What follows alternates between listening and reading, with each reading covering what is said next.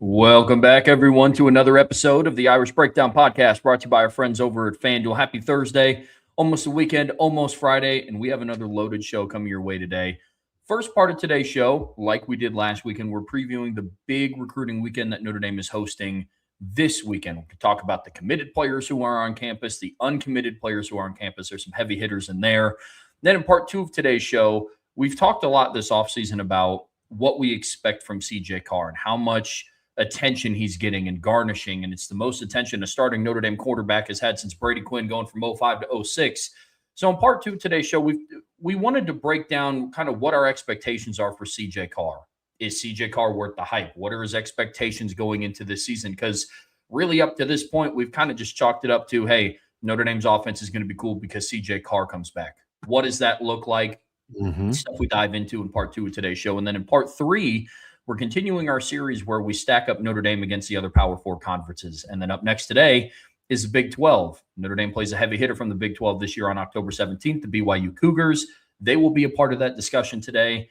And we're taking everything home with a mailbag, obviously geared towards some of the topics that we talked about in today's show. Talk about recruiting, talk about CJ Carr, talk about the Big 12, MB for mailbag, mailbox emoji lets us know to set that question aside. But Brian, loaded show today, man. It's going to be fun.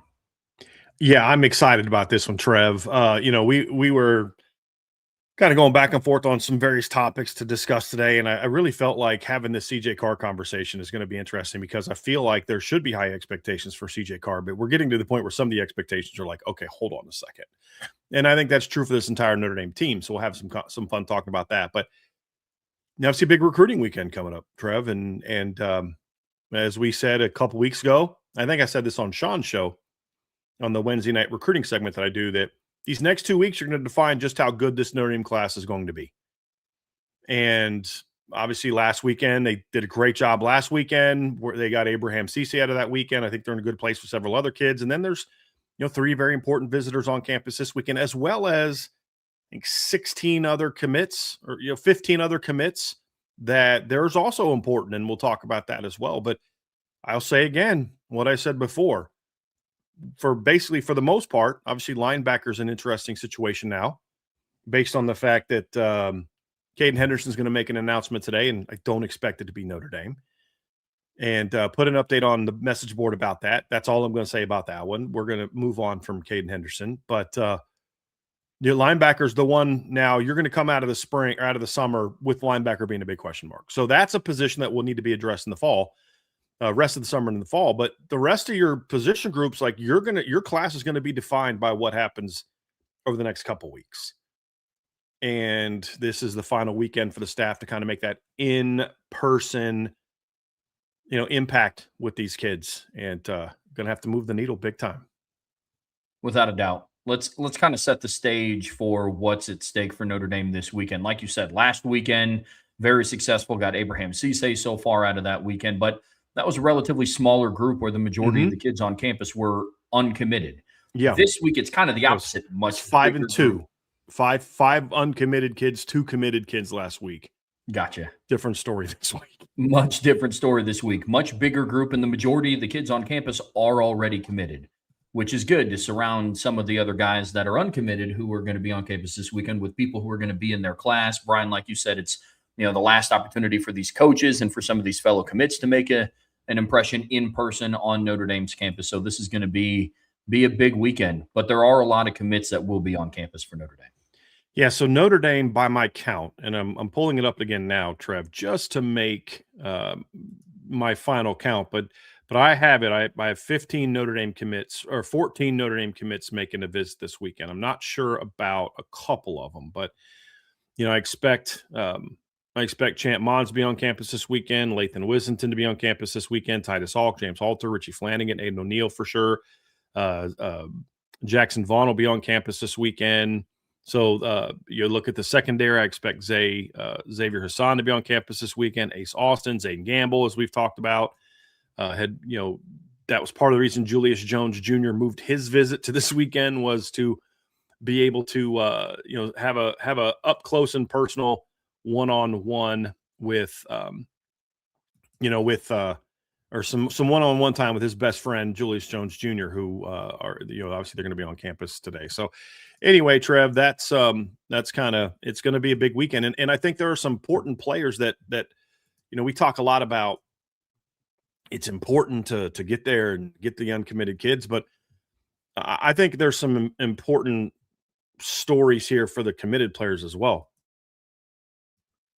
And one of them is Champ Mons.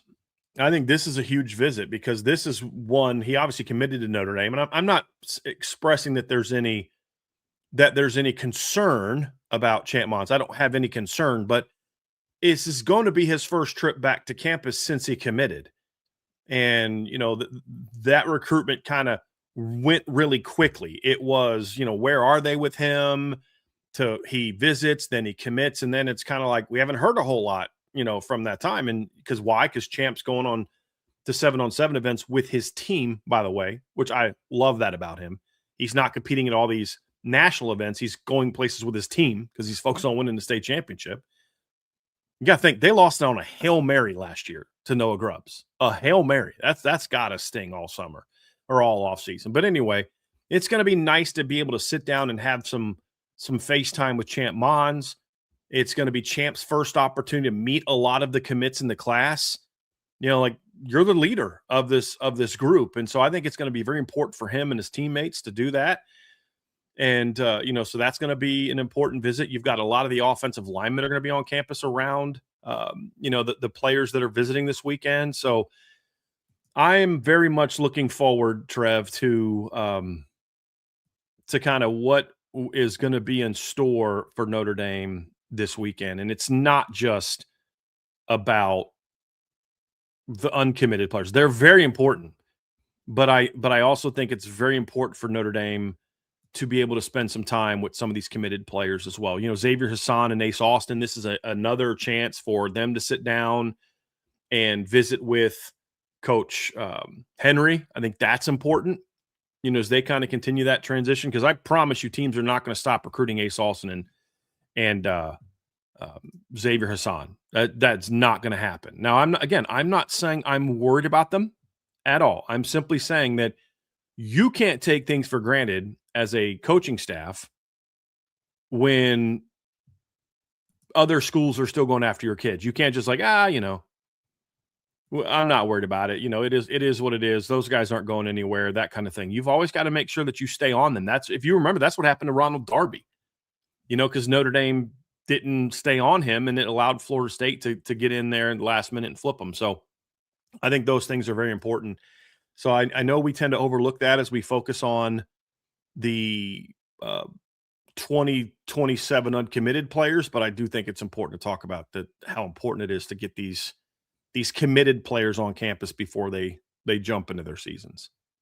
Well, because it's been a minute for some of these already committed kids since the last time they've been on campus, right? If I'm reading this visitor list correctly, it's been a minute for guys like Xavier Hassan and I think James Halter was at Irish Invasion, wasn't he? Correct. Yeah, he was the only 27 commit that worked out at Irish Invasion.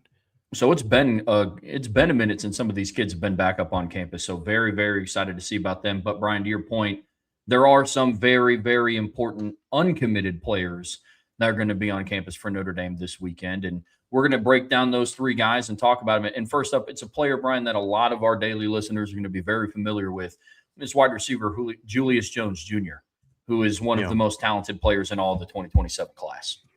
Yeah, and he's starting to become one of the most underrated players in the 2027 recruiting class as well, Trevor. Every time a recruiting ranking comes out, he kind of drops a little bit more. And I think he's still in the top 50 by On3 or ESPN maybe. But this is one of my favorite players. You guys have known this from the moment they shifted to the 27 class. Julius Jones Jr. has been one of my guys. And I know a lot of people like player comps. I don't love player comps, but this is one that to me is easy. It's the Golden Tate comparison to me is just, it makes way too much sense because look at these first two clips, Trev. I mean, first two clips, this is a 5'10" kid who on the first two clips, number one, shows off his athleticism. But look, this is just him outplaying people for the football. And when you know where he goes, St. Thomas Aquinas, they're playing really good teams week after week. And that's something that made Golden Tate special and unique and a bit of a unicorn for Notre Dame was he's a 5'10" kid that's winning jump balls. I mean, Not even just a Hail Mary against Washington State. Obviously, that was a great one, but like he just had great ball skills, especially for a kid who was a converted running back in high school, basically for most of his high school career. But and the thing about Julius too, he's got the whole package. He's a great route runner. I remember talking to my guy Brian Smith this summer about, or this past offseason about some 7-on-7 events he was at, and some of those elite camps he was at, and he's like, "There's not a DB here that can cover Julius Jones Jr."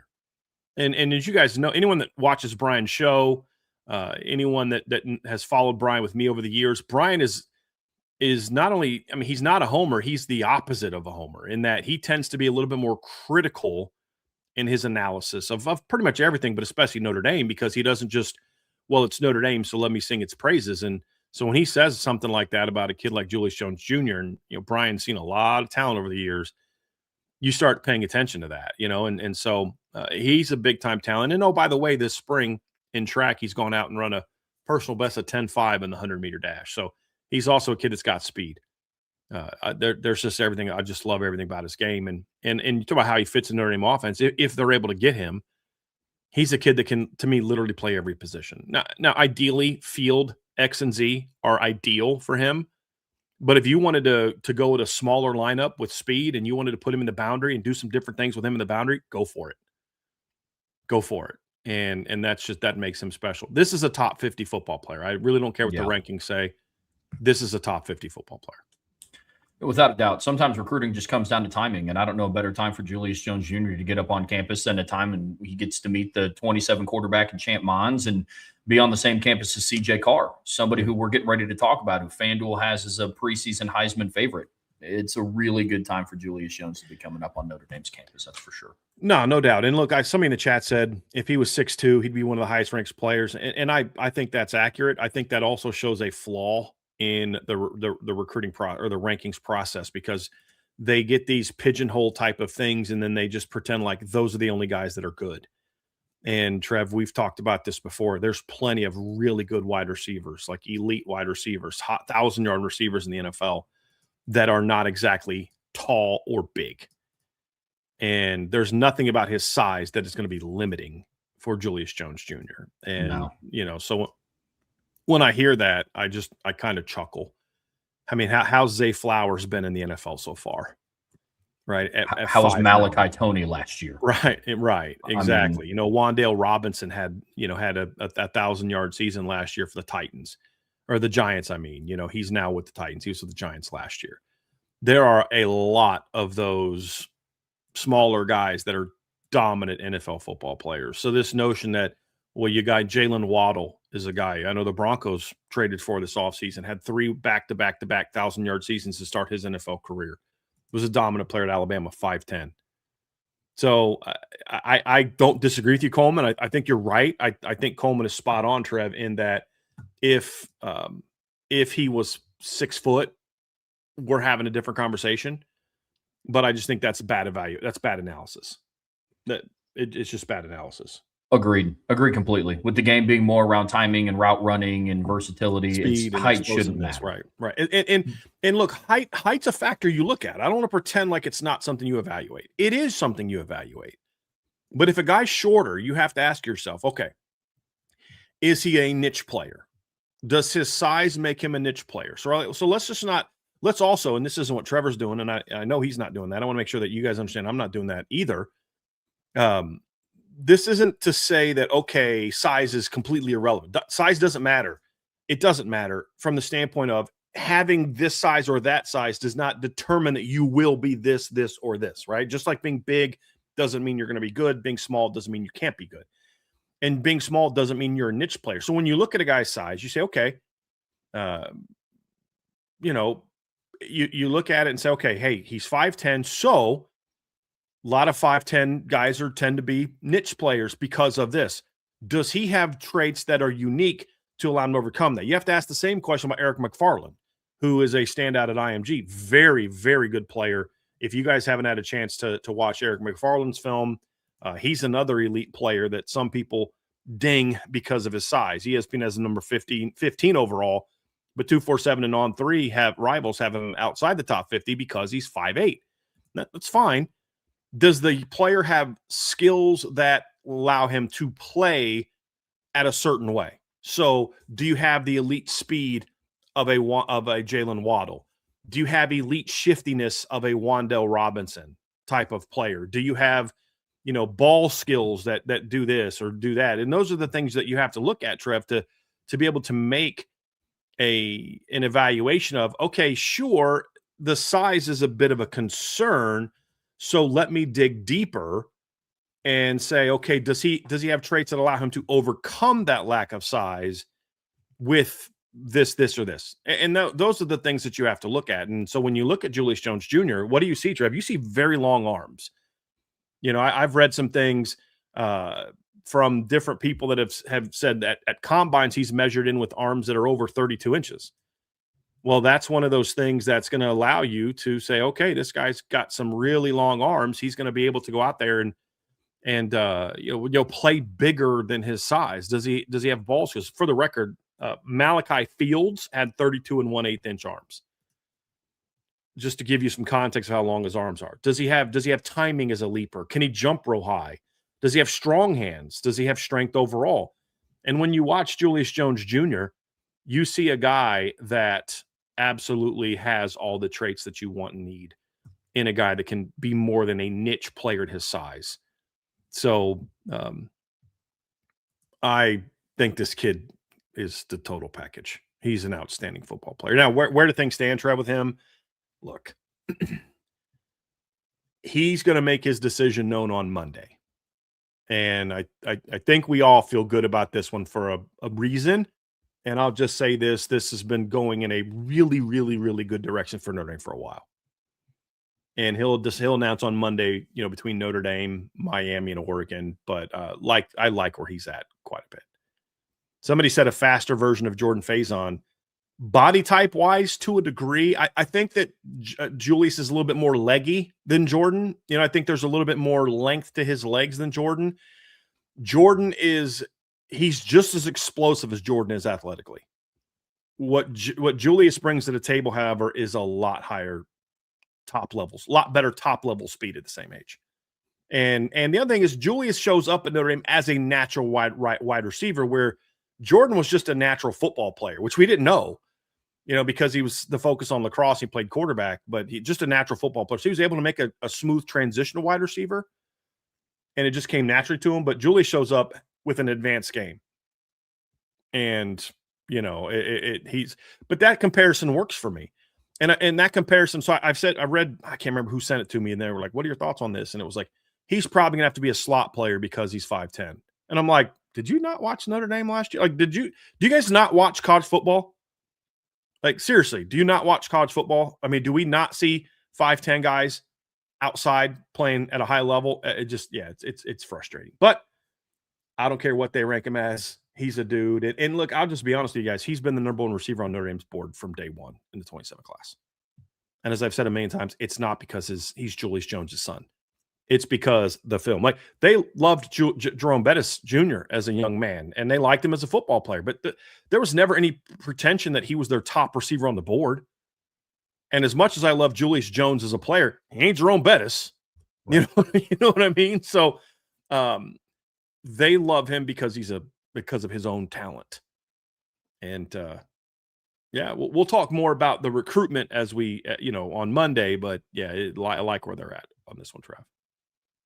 Julius Jones Jr. is also not the big recruit, one of the biggest recruits on campus. There's another one, literally and figuratively. It's Albert Simeon, an offensive lineman who will be up at Notre Dame's campus. And Brian, we've talked a lot about Simeon before on the show, and you want to talk about, I think you used the phrase of, if you could build a Notre Dame recruit in a factory, everything outside of where he lives currently makes him a fit at Notre Dame. Very natural fit at Notre Dame, but he's a player that can come in and play multiple positions and is one of the most talented offensive linemen in this class.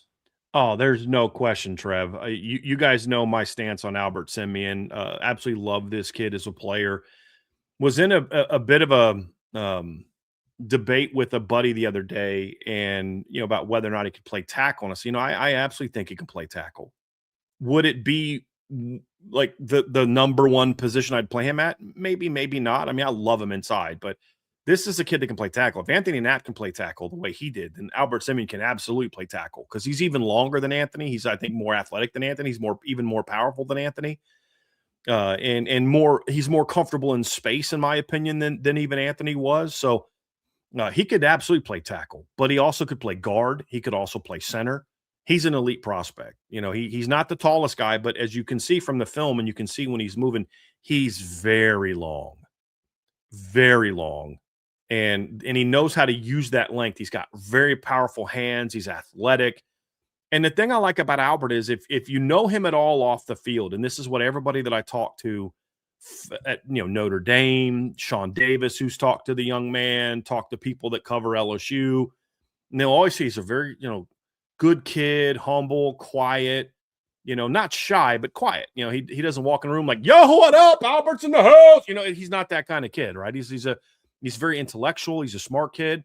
But then you watch him play, and if you didn't know all that, you're like, this guy's a bully. Like if you just watch him on football, like this guy's a bully. I bet you this kid shoves little kids into lockers in high school. He just plays and I'm joking obviously with that, but he just plays with that nastiness that you want. But the fact that he's a studious kid, he's an intelligent kid, he comes from a great family of faith. He's a humble kid. That's the off the field fit at Notre Dame. That nastiness, that dominance is the on the field fit at Notre Dame. And that's what I love about that clip right there, Trev. Just the motor to just keep battling throughout the play is just something I love. This is a big time player that I think fits perfectly into the Notre Dame offensive line class because you can play him wherever gets him on the field the fastest. Well, how's he going to fit with Olu? Well, what if Olu's the left tackle and James is the right tackle? Okay, you put him at guard, and he's a stud. Well, but what if? Okay, but what if Richie Flanagan's the guard and you got to move James Halter or Jackson Hill into guard or whatever? Okay, then put him at center. I don't care. You can list whatever scenario you want. It's a 5-man class. You can fit Albert Simeon wherever's going to get him on the field the fastest. That's literally where he'll play. Now, where would I start him? Day one, I'd start him at left tackle just to see. I do that with a lot of kids that are like him. I'd start him and Olu at left tackle day one. I might even start James Halter at left tackle if he's an early enrollee. See how those guys fit. And then what I would do after that, Trev, is I would say, okay, now let's see where, leave him there until you realize that there's a potential path for him somewhere else, wherever you get him. So that's what I love about the kid as a player, Trev. When you talk about the visit this weekend, this is a huge visit. And the buzz is A&M, and A&M. I get that, but I'll stand by what I've said for a long time. If he visits for an official, I like where Notre Dame stands. And I've heard some buzz, LSU might be passing Notre Dame. No, they're not. This is a big weekend for Joe Rudolph to be able to show Albert, hey, this is why you fit here. Here's the holdup with Albert. The holdup with Albert is really about distance. Do you really want to go up north and play football up north? That's going to be the big thing. Or do you want to stay closer to home? And I think I know where the family wants him to go. I believe that from what I've been told by multiple sources, not anyone at Notre Dame, but just by multiple sources that know the family, that they want him at Notre Dame, but he's got to make his own decision. And what will he do? That we don't know. But that's why this weekend is so important. That's why Notre Dame is bringing all the committed kids onto campus. That's why Notre Dame is going to get him around all the guys that fit into the class. Remember, this is kind of where it was with Grayson McHugh last year. There's a lot of people thought that he was going to go to Penn State coming into the visit. He's going to stay closer to home. And Notre Dame brought him on campus with Tyler Merrill and Ben Nichols and Gregory Patrick and Sullivan Garvin, and that connection was immediate. And it was locked on. And for the person in the chat that said, I never doubt Rudolph's recruiting, that's fine if he lived above the Mason-Dixon line. But the reality is one thing that Rudolph has not proven so far for all the great recruiting he's done. This is not to diminish the job he's done. But if you're being honest with yourself, you have to say, this is the kind of recruit he has not shown he can get yet. When he went down south to get Anthony Knapp, he beat like Georgia Tech and Duke. He has not gone down south to get a kid that you've got to beat A&M. You've got to beat LSU. You've got to beat Bama, schools like that for. He has not shown he can get that. That's the final piece that says this guy is just a machine as a recruiter. He can go anywhere, but he's got to show that. He crushes it up north. I mean, you're not going to beat him for a 5-star kid up north at this point in time. But it's not always the best linemen aren't always up north. And if you limit yourself to just the northern kids, sometimes that's perfectly fine. Last year, that was perfectly fine. This year, you got to be able to go out and get a kid like Albert Simeon. And so hopefully they'll be able to do that because I think this kid is the perfect fit. You just got to convince him of that, I think is going to be the big thing. Sticking along the conversation in the trenches here, Brian, Albert Simeon's not the only big player in the trenches that'll be on campus this weekend. Defensive tackle Segun Alexander from Georgia will also be on campus. He's one of the 3 uncommitted guys that'll be there. And another top recruit to help build out a really stout defensive line class already. Obviously, this past week, they landed Abraham Cisse, which is absolutely huge. And now it's time to continue adding and stacking. Yeah, this is an interesting one, Trev, because this is a very love his nickname. His nickname is Shaggy. I didn't know that. Yeah, somebody texted me the other day. They're like, yeah, Shaggy is. And I'm like, who's Shaggy? And they're like, and I was like, oh, okay. I didn't know that.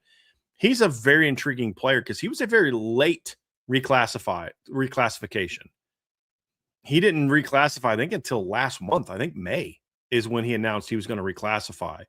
I think Texas A&M has been the team to beat for him for a while. I think they remain the team to beat for him. I don't feel overly optimistic about where things are, but this will be his first trip to Notre Dame, so you never really know.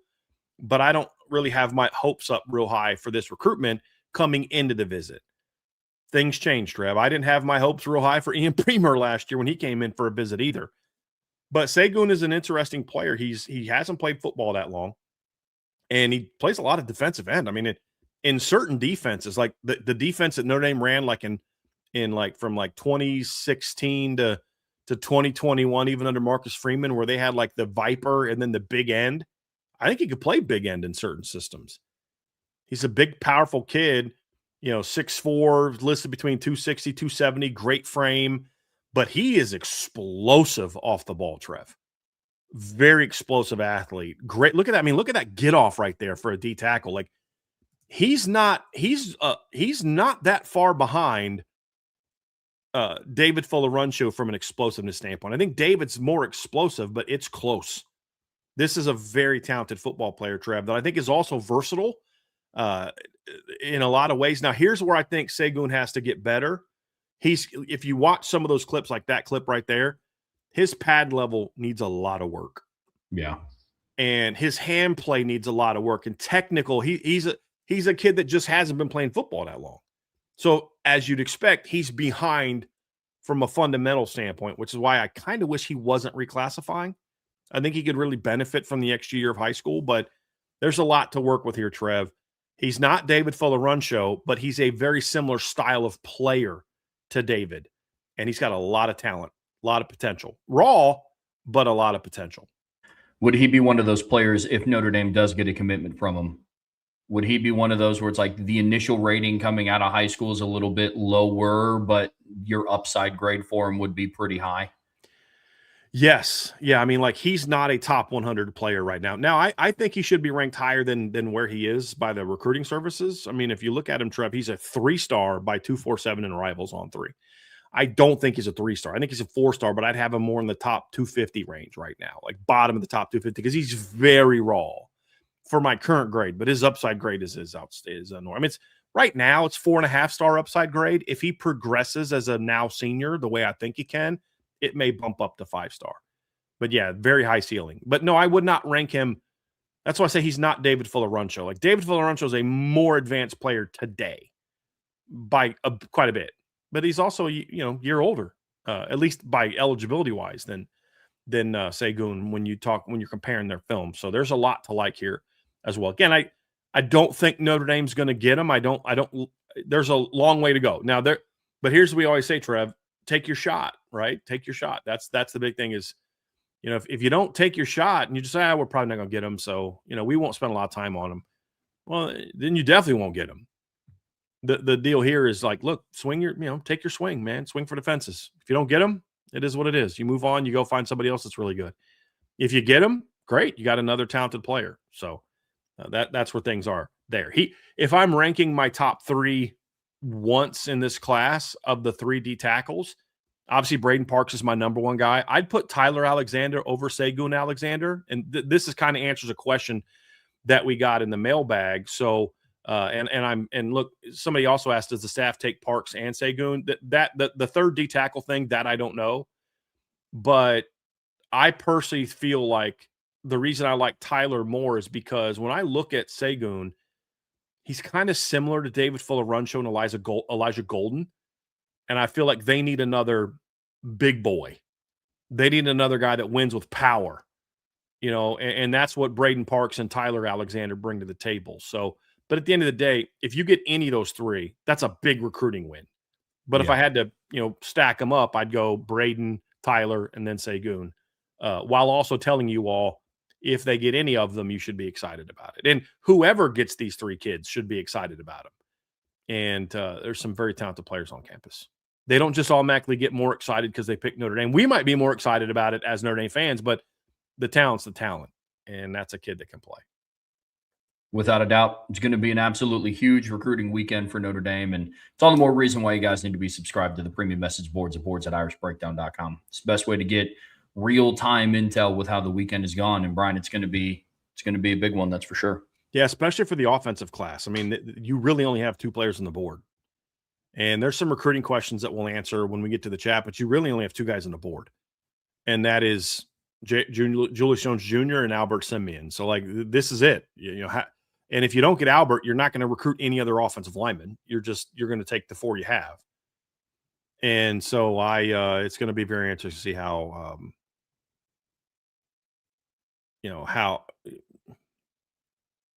they're able to close there. It's going to be very, very key. Going to be very, very key. But there's the kids they brought on campus this summer, Trev, are very talented. That is something that you get very fired up about. Brian, up next year on the Irish Breakdown podcast, brought to you by our friends over at FanDuel, we're going to have a really fun discussion about Notre Dame quarterback CJ Carr.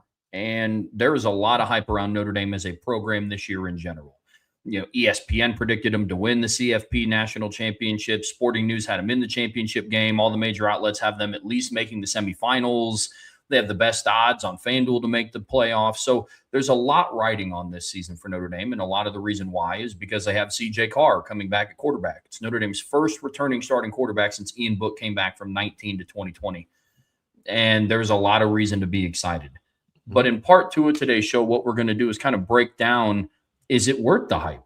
What are his expectations, his true expectations going into the season? Because we're at the point in the offseason where we start to hear a lot of different things, whether it's on mailbags or on the message boards or buy-sell holds. And you're getting ready to listen to 2 guys who have all the faith in the world that CJ Carr is going to have a monster season. We are under that belief. But what does that monster season look like? I've talked to some buddies who are like, is he got Trev, be real? Is he going to be the next Joe Burrow? It's like, I'm not ready to hand him the keys to that car yet, but I think he's going to have a great season. So we wanted to set what those expectations are and kind of dive into why he is getting this hype. Yeah, and look, it is kind of interesting to see the debate around CJ Carr. It's actually kind of fun to watch, right? I mean, it ranges from he's super overrated. He's like in the 80s by On3 for returning college football players. He ranks behind the kid at Cal. I mean, and then there's others that are like, he's going to win the Heisman. He's going to be Joe Burrow. And most of those are Notre Dame fans. Not all of them.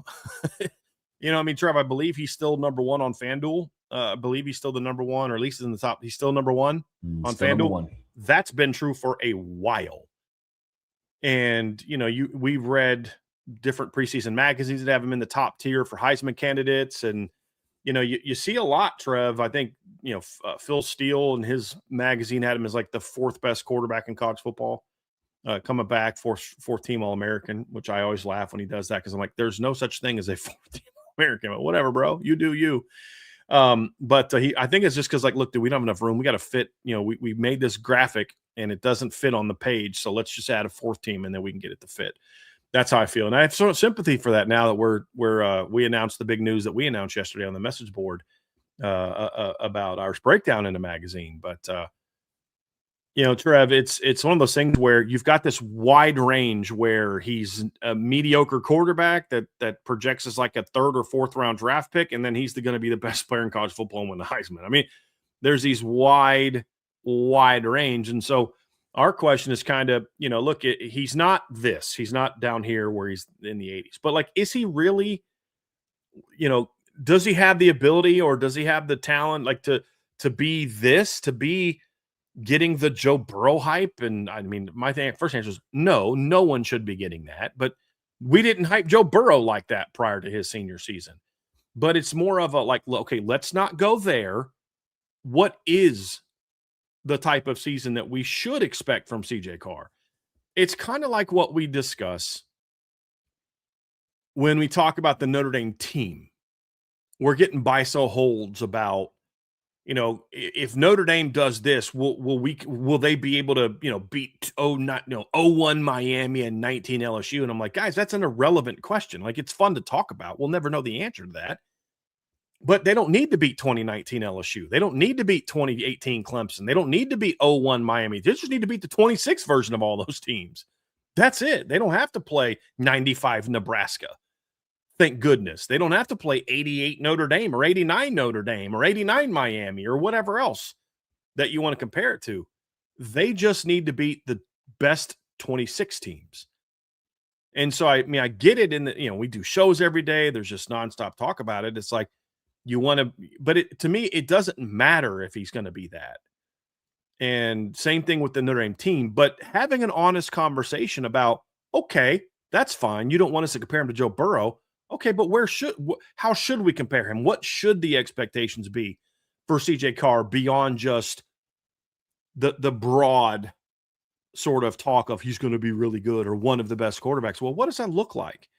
And why is he getting that type of hype other than he's the quarterback at Notre Dame? And what are the areas where he's going to have to improve in order to live up to that standard that people are setting for him? Because it's getting to the point now with like him and Arch where it's like, it's going to be tough for them to live up to the expectations that some people are putting on them, which is partly why I think some outside media are putting those expectations on Arch and CJ. So then when they don't have 4,300 passing yards in the regular season and 45 touchdowns, they can say, well, he's, and they can do the whole let's tear him down thing. So that's kind of how I look at that one. But we want to dive into what are the expectations and is it good for there to be expectations? I think there is. Somebody in the chat just said that, they wish there wasn't any hype on Carr and they prefer Notre Dame's guys be under the radar. They always do better that way. Yeah, I'm kind of tired of that era because they may do better, but you know what they always do at the end of the season? Fall short. And you know why? Because they can't thrive in big moments. And so when the pressure's on you now and you can handle it, there's nothing that they're going to be able to throw at you that you can't handle. And so I am not someone who believes, I wish they were overlooking Notre Dame. I like when they disrespect Notre Dame, but I want there to be a spotlight on CJ Carr. I'd rather find out now whether he can or can't handle it as a coach. And then I know, like, well, okay, when we get in those moments, I know I got to protect him a little bit because he kind of folds when the lights get too bright. Or, hey, man, have you seen how well this kid's handled all this hype about him? He's fine. He's got perspective. He's got that. He's calm. He's this. He's that. Look what he in the locker room. He's fine. I don't have to protect him now in those moments because he can handle it. You don't know that until you get in those moments. Yeah, but what this guy. Yeah, on what title team did those guys fly under the radar and handle being flying under the radar? What team that's won a championship in the last 30 years did they handle that all the way to the title game? So I want that. I want that hype because I think that makes you mentally tougher. You better learn how to handle it. But what if he doesn't handle it well? Then you weren't mentally tough enough to begin with, and at least we can find out now if you're a coach at Notre Dame. So that's what I embrace it. I like it. I want there to be hype. Now, I don't want there to be so much hype that to Nick Saban, it becomes rat poison. But when you look at this Notre Dame team, that's why I say I don't think that's true, because when you look at like the preseason magazines and different things, you look at On3's rankings of the Notre Dame players, you're like, oh, there's still plenty of disrespect to go around, to keep them humble. on top of obviously the hype that's coming their way as well. Yeah, without a doubt.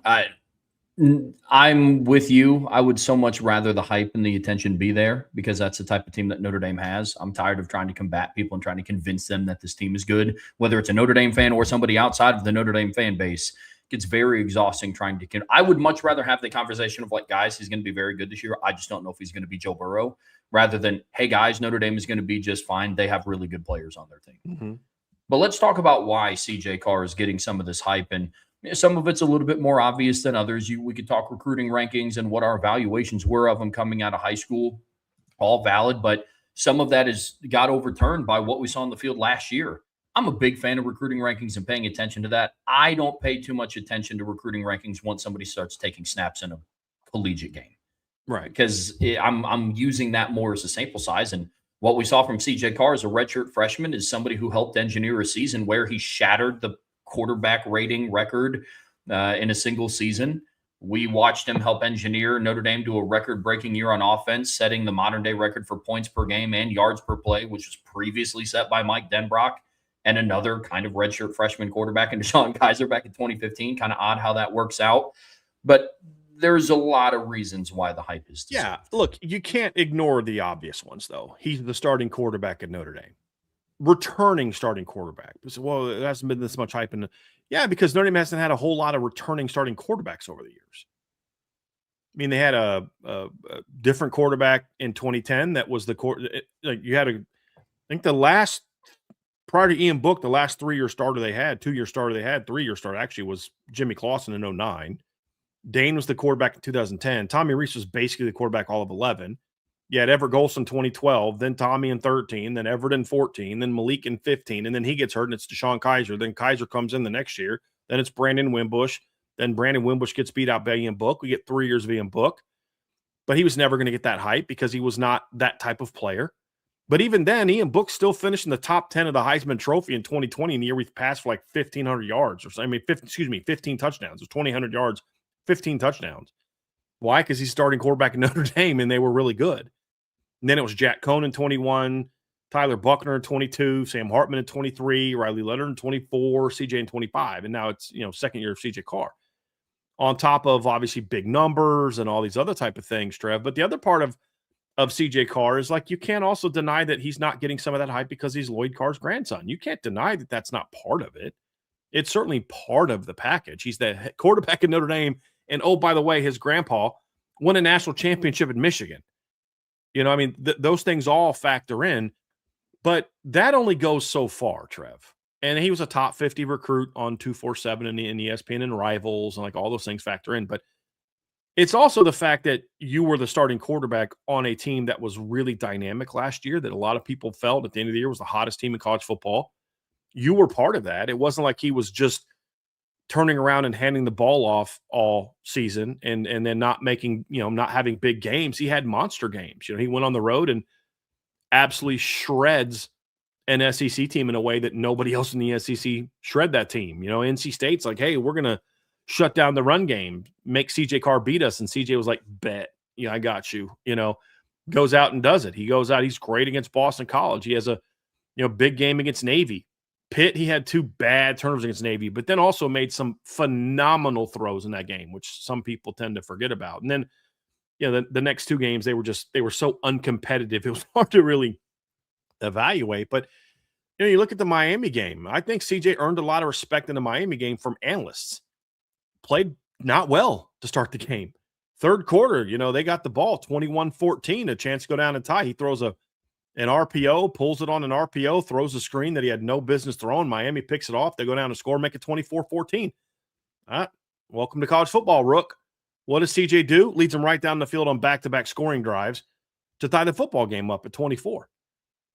And, again, I think that showed some. The next week against Texas A&M, rips up Texas A&M, throws for almost 300 yards. So I think when you look at those things, Trev, there's also the play. And some of the throws he made last year were stupid. I mean, he made throws we haven't seen a Notre Dame quarterback make really in a while. Like, Ian had a couple throws like that. I still say the best throw that Ian ever had was the corner route to Chris Fink against USC in 2018. That was a beautiful throw. But he just made some ridiculous throws last year. I mean, the first touchdown pass of his career was a no-look pass. That wasn't exactly no look from like 3 yards down the field. I mean, he scrambled around for 5 minutes and then makes that throw. You think of the corner route to Eli Raridan against NC State, and that wasn't even the best throw he made that game. That was it the first seam route or the second seam route to Eli that was like, dude, that is a stupid throw, like stupid good throw. So I mean, you think of the back shoulder for the touchdown against to Malachi. You think of the back shoulder against Miami to Malachi, the back shoulder against Texas A&M to Malachi. They were just perfectly placed. You're like, dude, this guy is like, when he's on, he's a maestro. Now in year 2, he's gonna have to be on more, but I think the film speaks to people as well. Jordan Reed is not ranking CJ Carr as one of his top draft prospects because his own grandpa's Lloyd Carr, or because he goes to Notre Dame, or because of any other reason other than Jordan Reed popped the film in and said, this kid's got talent. And I think that his evaluation of him is, I think, very useful because when I look at that evaluation of CJ Carr from Jordan Reed, you and I have talked about this. I believe we both have a great deal of respect for Jordan Reed as an evaluator. I think he's one of the best things that ESPN has from a draft analysis standpoint. But when you read the things that he says about CJ Carr, the strengths and stuff, I think he nails it. This is what he says. He says, Carr, let me get down to here. He has an easy throwing motion that generates beautiful spirals. Agree. When he's on schedule, his eyes match his feet and he plays the game with a quiet lower half. Agree. We've talked about that. His legs lead him through his reads. Though he's an average athlete, I don't know if I'd say average, but he plays like one sometimes. Carr can buy time with his quickness and isn't afraid to gain yards on the ground when they're available. Multiple scouts indicate Carr is the most popular choice as the signal caller who could shoot high in round 1. He said Notre Dame lost a lot of top skill players last year, so if Carr can shoulder the load and play well, his stock will rise. And I think that's an absolutely spot-on analysis. Now, he's got to show that he can carry the team, but I think some other things that people miss a little bit about CJ Carr that I think is why he deserves a lot of credit and where I think a lot of Notre Dame fans deserve he has a lot of credit. I get the sense from reading evaluations from some people at Carr and a little bit in Jordan, who I respect a lot, that they think he's like a wicked smart quarterback with just kind of okay physical tools. And that's where my disagreement is. Like he's Danny Warfel. You know what I mean? Like, who's a great college quarterback, but like limited tools. I think CJ has a better arm than people give him credit for. I think you and I saw that this spring with some of the throws he was making this spring, where the extra weight room work that he put in this offseason and just the physical maturity had CJ throwing the ball with a lot more zip. Especially at their pro day. Thank you. Go ahead, Trev, because I was getting ready to talk about that. You got it. I agree with you completely. One of the biggest complaints, maybe not complaints, critiques that we've had about CJ Carr is his outside deep ball leaves a little bit to be desired, but I don't think it's because he lacks the arm strength to get it there. I think he's more aiming than what he is just letting it loose. At Notre Dame's pro day, he absolutely let it loose. About 15 minutes before the open throwing session, Will Pauling went out and ran a 4.37 40-yard dash, and CJ Carr was out throwing him 45, 50 yards down the field. He was absolutely letting that thing go, and he was spinning it.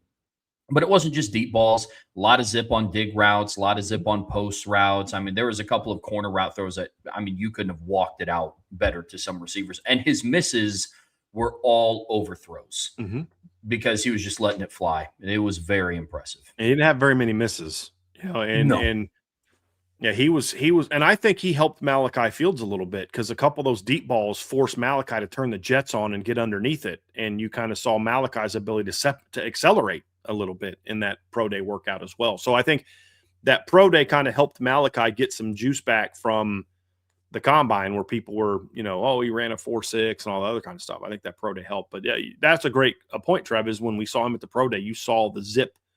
And I turned to you at one point in time and said, that's what we talk about right there. Did you see him, just the arm speed, how quickly and with the authority with which he went through the throwing zone, right? Like sometimes CJ he like you said, he kind of, not that he aims it, he's trying to place it like it's on a string as opposed to just, let that sucker go. Zip that sucker in there. But I think that opened some people's eyes there. And I think the fact that there was that many people at the pro day when they knew that Jeremiah was not working out we actually talked to people. I talked to a couple people after the event, and and they were like, yeah, there's a lot of GMs and head coaches there, not because of Jeremiah Love, because he wasn't working out. They were there to watch CJ. It's just a fact. So Yeah. I think there's a reason why they feel that way. It's because their scouts have said, hey, this kid's got something to him. Let's go see him. Yeah, without a doubt. With all due respect to every player that was competing at Notre Dame's pro day, the entire basically all the heavy hitters from the New York Jets front office were not there to see Jordan Botelho. Like we knew why. Or even Jadarian Price catch the ball out of the backfield. Yeah, right. like they were there to see CJ Carr, and it was very, very evident. But all of that encompassing all of those things happening throughout the offseason is starting to fuel a lot of this hype. We talked about, is the hype legitimate? Is it warranted? Absolutely. Why do you think, though, Brian, that the hype is worth it? You mentioned that you want players to have the spotlight on them so you kind of know what their chops are. Why do you think the hype is worth it? Why do I think the hype is worth it? Because I think the skill is there, Trev. I think that's really what it comes down to, is the hype is worth it because I think he has the ability to live up to it. I think that's really where we are. Is the hype worth it at the end of the day? Yes, from a projection standpoint. Can CJ Carr repeat last year and be considered one of the top 3 quarterbacks in college football? No.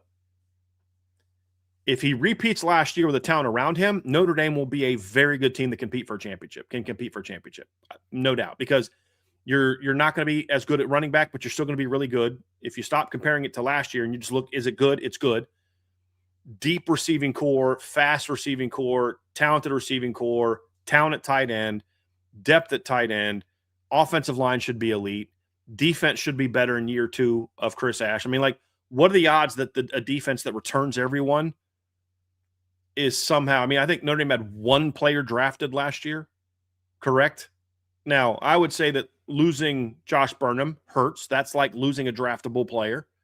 So you had two guys you lost got drafted. All your best players come back, and they're all going to be in year 2 of a system. Will Chris Ash get the defense better? I don't know. Will they get worse? Unlikely. It's unlikely. And so there's a lot of reasons to say if he just repeats last year, Notre Dame's going to be a problem. They're going to be a problem. But that doesn't mean that he's one of the best quarterbacks in college football. And that's the difference. But if you project what you think he can do in year 2 with a year of strength under his belt, with a year of experience under his belt, with a year of maturity as a person and a football player under his belt, that's where you start to say, okay, now you start to get into the point where I think the hype is worth it. I mean, you're talking about a quarterback that last year, not for redshirt freshmen, for the entirety of college football last year, finished in the top 5 in passing yards per attempt, finished in the top 5 among non-option quarterbacks in yards per completion, because the option quarterbacks always rank high in yards per. They're always like 17, 19, these crazy yard per attempt numbers. But you're talking about a guy that last year ranked in the top 5 there amongst, as I said, non-option quarterbacks. Right. You're talking about a player that finished in the top 5 last year in passer rating in college football last season, behind Fernando Mendoza, Julian San Diego Pavia, and Drew Mestamaker. There's 3 Heisman finalists in that group. One guy in the Power 5 level, his 9.4 yards per attempt, tied with Diego Pavia for for number 2, and then only one ahead of him was Drew Mestamaker. He was ahead of Fernando Mendoza and Julian San in yards per attempt last season. Doesn't make him a better player. It's just putting him statistically with an understanding. And when you talk about his passer rating last year, Trev, he had an over 168 passer rating. To put that into perspective, we have said how many times in the show, and I've yet to see anyone disagree with us on this. 2009 was the best season I've ever seen from a Notre Dame quarterback as a passer.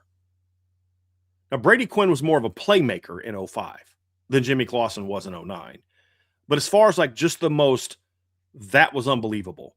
The way that guy could drop back and make throws and read defenses, and it's just like, it was unbelievable. The most impressive throwing season, not the most impressive quarterback season, but the most impressive passing season we've seen.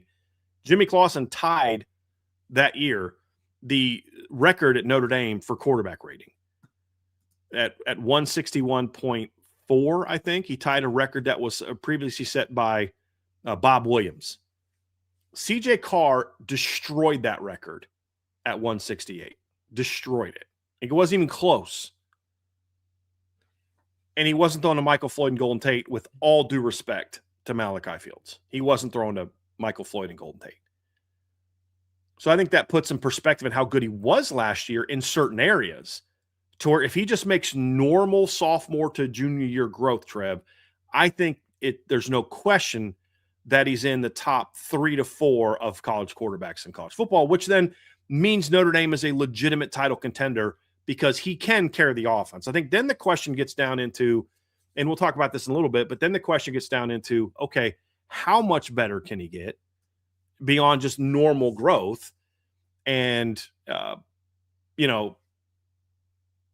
become that next level? And that's where I think we get into what's the potential for CJ Carr in 2026. And I think the potential, big picture, and we'll talk about it more specifically in the next couple sections, is I do think there's the potential that he's the best quarterback in college football this year. I don't think it's a given. I mean, I'm a Notre Dame fan. We're Notre Dame people. It's not a given. CJ could play great, and Arch is still better, or Dante is still better, or Julian Sain is still better. That one I don't necessarily agree with. Maybe Drew Mestamaker is that dude that some people think he is. Like, it's a great year at quarterback in college football. We've been saying this over and over and over again. As long as he's in the top 5, not with reputation, but with play, Notre Dame's going to have a special season. He doesn't have to be number 1, and if he's not number 1, they can't win a title. That's not it. I think it's reasonable to expect CJ Carr to be one of the 5 best quarterbacks in college football in whatever metric you use for that. Part of it's statistical, part of it's, you're looking at clutch play, and part of it's just how good is your team and can you carry your team. But I think when you talk about the potential for CJ Carr, because like I said, he ranked top 5 in those statistics last year. I wouldn't rank CJ Carr as one of the 5 best quarterbacks in college football last year, even though statistically he was in 2 pretty important categories.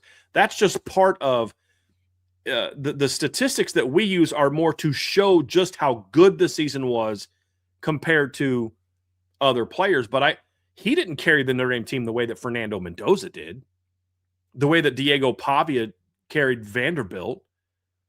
So that's the next step.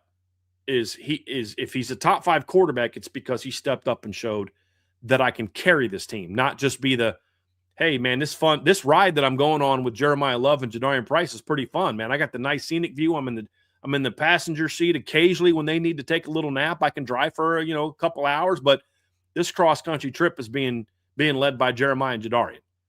You know what I mean? Like, now it's like, okay, CJ, it's your turn to take over the wheel, and he's got to show that he can do it. But I think he's got the potential to do so. I think that's fair to say. Is it fair to say he should be Joe Burrow this year? No. But when you talk about the potential for CJ Carr, that's it. But now we need to talk about, Trev, okay, to get there, what does that look like? What are the things CJ needs to do besides just, what is the natural progression from sophomore to junior year that he needs to make? Yeah, I'm agreed. And one of them we already kind of touched on. It's, can he be the focal point of the offense? Last year, it was not a mystery how Notre Dame was going to try to attack you. We watched one team in USC try to take CJ Carr out of the game, and Notre Dame rushed for well over 300 yards. Jeremiah Love had one of the most dominant performances of his career in his final matchup against USC. Mm-hmm. This year, however, more teams will look to shut down number 13 than the backfield. Mm-hmm. Not because it's better, not because it's worse. It's just different. The makeup of the running back room is just different than what it was last year. Mm-hmm. But now we can learn if CJ can be the focal point of the offense in every sense. I mean, I think of the Boston College game. Can CJ Carr be the player now that when you have to drive down the field 90-plus yards and put the game away, can he lead that drive to put the game away? Mm-hmm. We've seen him lead drives to then get Notre Dame back into games. Texas A&M, Miami on the road in his first career start. But when back is against the wall, when you need to get the offense going, last year it was very obvious we get the ball into the hands of 4 and 24 in any way that we possibly can. Now it's, all right, CJ, go make something happen. Can he do that? That is going to be a big step forward into him reaching his full potential in 2026. Yep. Because it's very hard to be a top 5 quarterback in all of college football when you are along for the ride type of deal. There is a ceiling for you, and he can absolutely get past that ceiling if he can be the focal point of the offense. That's going to be a big part of it, Trev. I mean, you look at last year and you look at some of the games where the opponent basically said, we're going to make CJ Carr beat us. That actually happened a couple times last year, which is kind of the craziest thing I've ever seen. I think to a degree, Boise State did that a little bit. I think there were times with some of the looks that Boise gave where it was like, hey, they're not actually as concerned right now about Jeremiah Love and Jadarian Price for some reason, which is why Jadarian and Jeremiah were able to rip off a couple runs. There were certain situations in that game where it was obvious that they were focused on other things. And that's why when you look at Jeremiah and Jadarian in that game, they carried the ball combined 24 times for 186 yards. Why? Because they were running into favorable boxes because Boise State was trying to shut CJ Carr down. And in that game, I thought CJ played good football. I don't know that I'd say he played great football. Went 15 of 23 for 65.2% completion rate, 189 yards, 8.2 per attempt, 2 touchdowns, no picks, and a passer rating of 162.94. Good day's work. And I would argue his numbers should have been better if a couple times your slot receiver would have ran the route the way you're supposed to run. That, for example, that inside post route that was short is not short if the slot receiver's running the route the way he's supposed to. There's a couple other plays where I thought CJ wanted to go to receiver, but he wasn't getting there with any kind of urgency. And then, of course, he had the big scramble in that game as well to add to his production. But he was not lights out in that game. The games where he was lights out, Arkansas, they were trying to shut down the run. NC State, they were trying to shut down the run. And then, of course, USC in one of the dumbest defensive game plans ever. And I'm someone who has always been a big fan of D'Anton Lynn. But I did not – that was I shouldn't say dumbest because maybe they didn't execute it, but that was one of the most confusing defensive performances I've ever seen. Their entire game plan seemed to be, we're not going to let 13 beat us, which I did not understand. I mean, they're going 6-man boxes the whole game. Their safeties are bailing at the snap. I did not understand their defensive game plan. And CJ didn't play well that game. Now, rain was part of it, and he just made he was trying to do too much on the interception. And there was a couple plays that, I didn't think the receivers did great, but he wasn't great that game. So when you look at it, Trev, that's the thing is, like, you've got to show that you can put this team on your shoulders and carry them when you are the focal point of the offense. And I think there are some specific things that he can do to get there, Trev, and some aspects of his game that he needs to focus on to get there. And one of them, honestly, before we jump into like the mental part is what you talked about from the pro day. Be more willing to let it rip in between the hashes and over the top.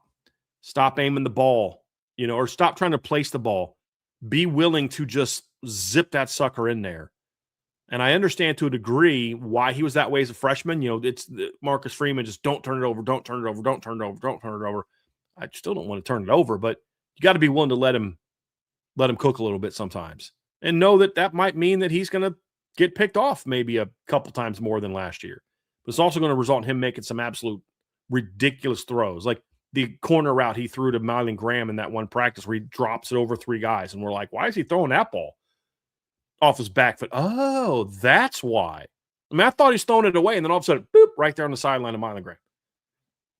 So you got to let him have some of that. And he's got to be willing to carry that more this season and be more willing to just say, hey, man, you got really good arm talent. Let it rip. He has all the physical tools to have that level of success. It's about his willingness to do it. And then to your point, it's also the mental side of the game where he's going to have to take a step. Is there another level for him mentally? Because physically, I have no questions about his arm strength or athletic ability or anything like that. But can you get better from a reading and processing standpoint? Can you make improvements on timing? Making good decisions with the football is going to be huge. We saw some of those mistakes as a redshirt freshman, and we expected to see them as a redshirt freshman. The whole scramble around in the backfield by time results in a very poorly timed interception in the red zone against USC, and it also resulted in a no-look touchdown pass against Miami on the road in the season opener in the rain. So can you live in the gray a little bit? Can you know when to eat the football and know when to become a playmaker? All of that in the mental side of his game is going to be a huge step forward that he'll have to take this season. Agree. I think now when you get into the other part too, is I think there's some things that are CJ strengths for a redshirt freshman that also have to get better. We've talked about this. I think there is another level. Like, I don't think CJ has peaked when it comes to understanding of the offense and then carrying out what he knows. Because you can be a wicked smart quarterback in your head, and you're that way the day you step foot on campus. What changes is your ability to then carry out physically is what improves. The timing, the processing. I know exactly what I'm doing pre-snap, but I don't read it quite as quickly post-snap. The speed is a little too much for me post-snap early on. And when I look at CJ, I still think there is more that he can do from a pre-snap decision-making standpoint that can be better. There was a read he made against Miami where, man, if he would have stuck with the slot fade, I think Malachi's got to play. You know, we talked about a couple of plays against Stanford at the end of the year. There's just been times where it's like, man, if he would be more willing to kind of, or not more willing, but more consistent with making better pre-snap reads at times, he's pretty good at it. Let's not get it twisted. We're not saying he's average at it, but there's even more room for improvement there. He's not maxed out. And as he improves there, you're going to see him make some of those better decisions that get his receivers the ball in some places where they can go make some plays. I think that is one area that I think if he continues to just have normal, it's not a giant leap, just normal year one experience to year two experience growth there, that alone, if that's the only thing that changes, that alone is going to make him a much better quarterback than he was last year. We even saw a little bit of that in the blue gold game. There was one play down near, they were on their side of the 50, and there was a receiver running a route into the end zone, and he was the first read, and he didn't come off of Mylan Graham, and he was well covered and still elected to throw the football. Backside receiver was wide open. So to your point, Brian, while he does a really good job identifying what his first read is, sometimes it's being willing to come off of that and hit the open play. You talking about that play where Micah Gilbert in the Jersey scrimmage was coming? Yes, exactly.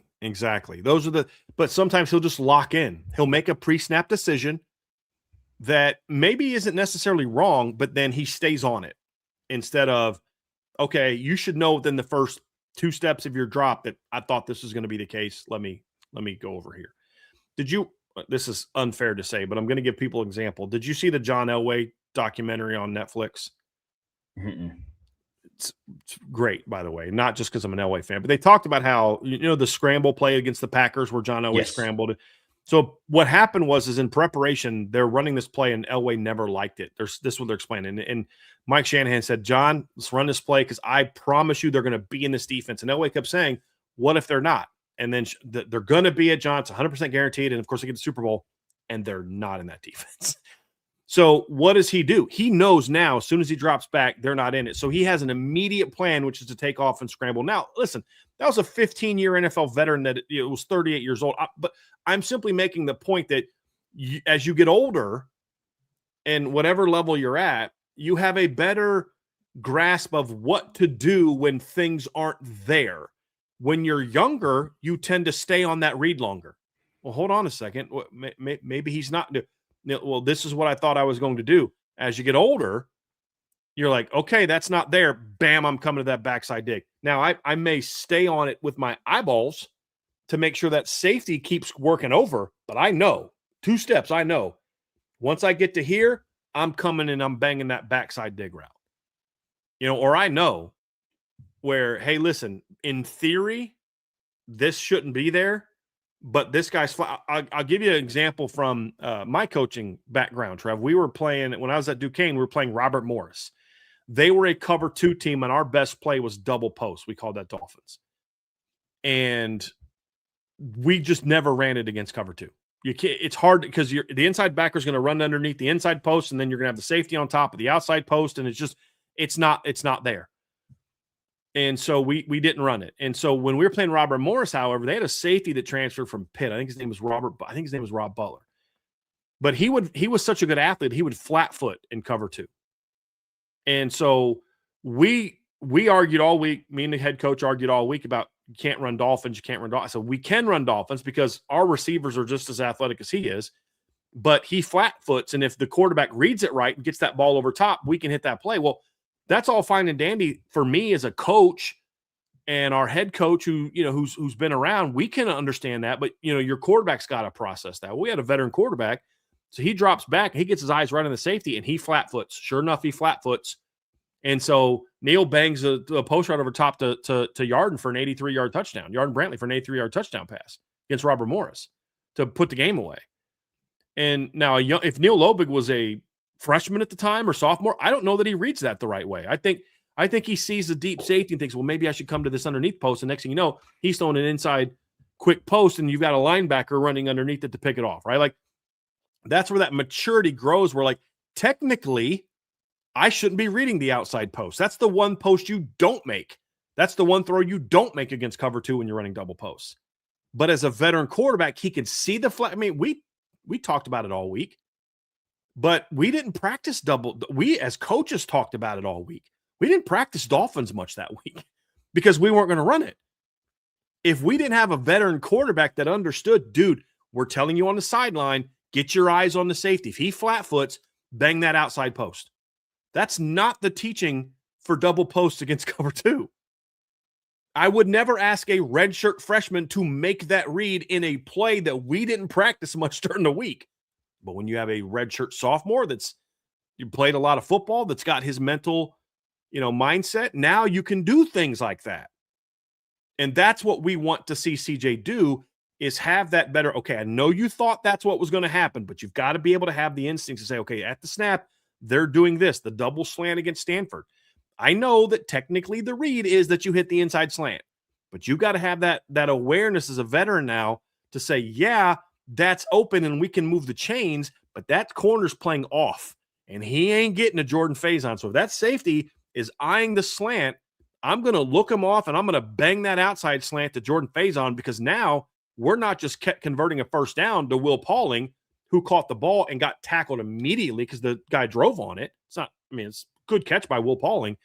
I'm going to throw the outside slant to Jordan, who's going to catch that sucker and square the corner up and be able to make a move. Your read was correct. Based on X's and O's, rules, and things like that, your read was correct. You threw it to the right guy. But a veteran quarterback is going to say, yes, but this matchup is even better. And those are the things that I think CJ can continue to get better at, just mentally. Not even getting an ounce stronger than last year, not getting an ounce more athletic than last year. Just that type of year 2 maturity is the difference between CJ Carr being a really good top 10 quarterback, which I think he was last year, or a really good top 3 quarterback. It could be that big of a difference. And then when you start getting into some of the physical improvements and things like that, Trev, that's where he could really take a jump. I think the final thing for CJ, if he wants to get better, and Jordan talked about this in his evaluation, we've talked about it before, CJ has to have a better plan when things don't go his way in the pocket. His feet can sometimes get him into trouble. How many times we see him last year spin out, like not in panic mode, but like he was press mode, and he spins out and he throws the ball away, and a bit of a panic type of redshirt freshman.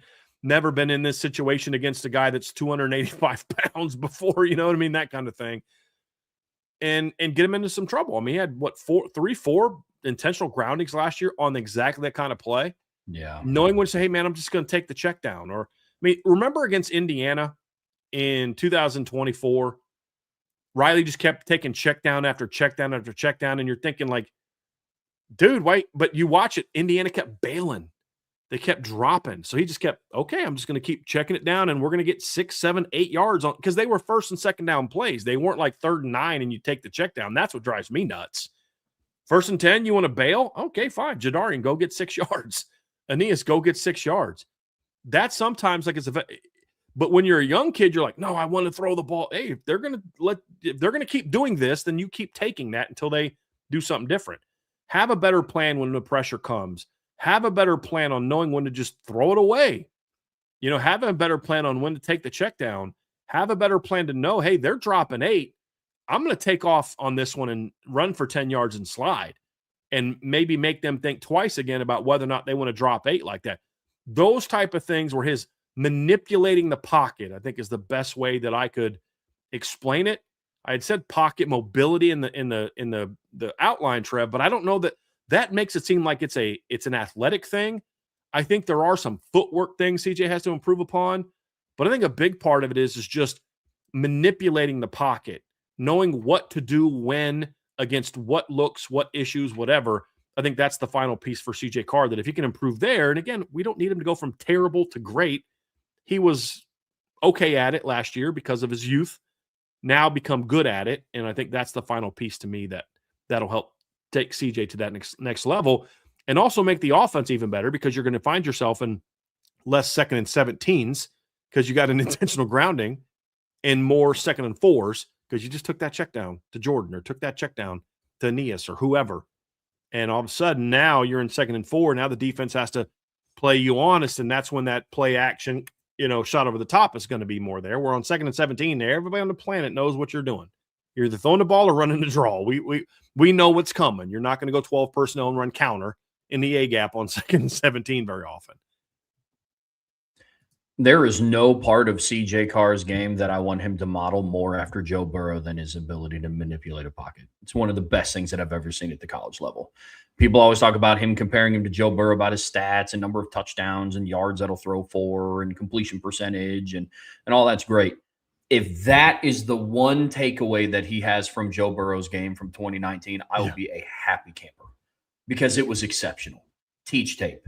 I mean, in every sense of the word, it was fundamentally sound. He was able to manipulate the pocket. Good amount of their big plays in the offseason came from his ability to manipulate the pocket and find either checkdowns or big plays downfield. If CJ Carr can make that jump, that would be absolutely monster for his season. Mm-hmm. It would be so impressive. That's what I hope to see this year. Trev, here's a question for you. Did you see a lot of that same type of play from Joe Burrow in 2018? Ish. Yeah. I mean, he look, Joe Burrow's a better athlete than CJ Carr. I mean, that's a part of it too. I think that's a part of his game that is underrated. Mm-hmm. I don't know that we're ever going to see CJ Carr be the scrambler that Joe Burrow was. So we're not saying that he needs to be that. Joe Burrow ran for 399 yards and 7 touchdowns as a junior in 2018 and ran for 368 the next year. He was always a better scrambler. What I'm talking about is Joe did not always have answers other than just tuck it and run in 18. In 19, he did. That's why his rushing production went down despite playing 2 more games, because sometimes he knew slide step, drop the ball off to Clyde. Slide step, buy yourself time with that. Hit that crosser, climb the pocket, and then know that I can hit that stop route on the outside. Those are the things that we're talking about, where you saw that growth from Joe. It wasn't just, hey, they have a better system now. It wasn't just he's got great receivers, because he had the same receivers the year before. His game also improved. Now, the system is why his game improved to the tune of just, 5,600 yards and 60 touchdowns. Like, the system helped with that. But Joe Burrow was going to be a better player the next year no matter what, which is why I predicted LSU to be a playoff team in 2019. I didn't see that coming. I just knew that the system and Joe Burrow's experience, because there were things you saw from him in 2018. I thought, like in the bowl game, like, dude, this kid's going to be pretty good next year. And then when you find out that they're actually going to have a real offensive system, you're like, okay, they're going to be a playoff team. Guys, I have never and will never pretend that I saw what ended up being coming.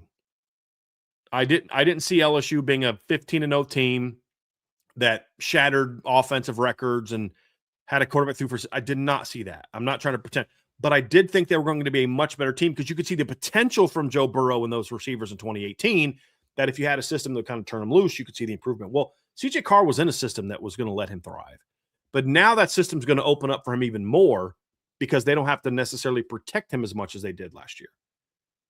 And I think that's going to be something that should help him as well. The only concern I have is I do sometimes think that the Notre Dame coaches put a little more on CJ than they should because he's so smart. He checks almost every play. I mean, they've got this sort of get us into a good play every time. And sometimes I just want them to be able to say, hey, man, line up and go play football. Like, we got this one. You know what I mean? Like, but I get it. You also have a really smart kid that went out there and could make plays. So, again, when we talk about the jump, we're not saying he's going to have 5,600 yards and 60 touchdowns. The system won't be like that. I love Notre Dame's receivers. They don't have Jamar Chase and Justin Jefferson. That's not the point we're trying to make. If you just replace Jamar Jefferson and Jamar Chase and Justin Jefferson, and you give them Notre Dame's receiving core, Joe Burrow still has a really good 2019 season. It's not what it was, but it's very good because he made those strides. Now that he had a second year of experience, he knew better what to do with the football, when to scramble, when to drop it off, when to take a shot, when to go off of your first read and bring it to your second read. All those things got better in year 2. But you could see the potential in 2018, Trev, which is why I predicted LSU to be a playoff team that second year. And his numbers in year 1 were not, as a starter, were not nearly as good as CJ Carr's. He had more yards, but he had 153 more yards than CJ did. But in one more game, he only threw 16 touchdowns that year, only completed 57.8% of his passes that year, 7.6 yards per attempt. So the jump can happen. We saw it with Jaden Daniels at Arizona State. Jaden Daniels in 2022 and Jaden Daniels in 2023. And this is the point about LSU. Guys, he had those same receivers in 2018.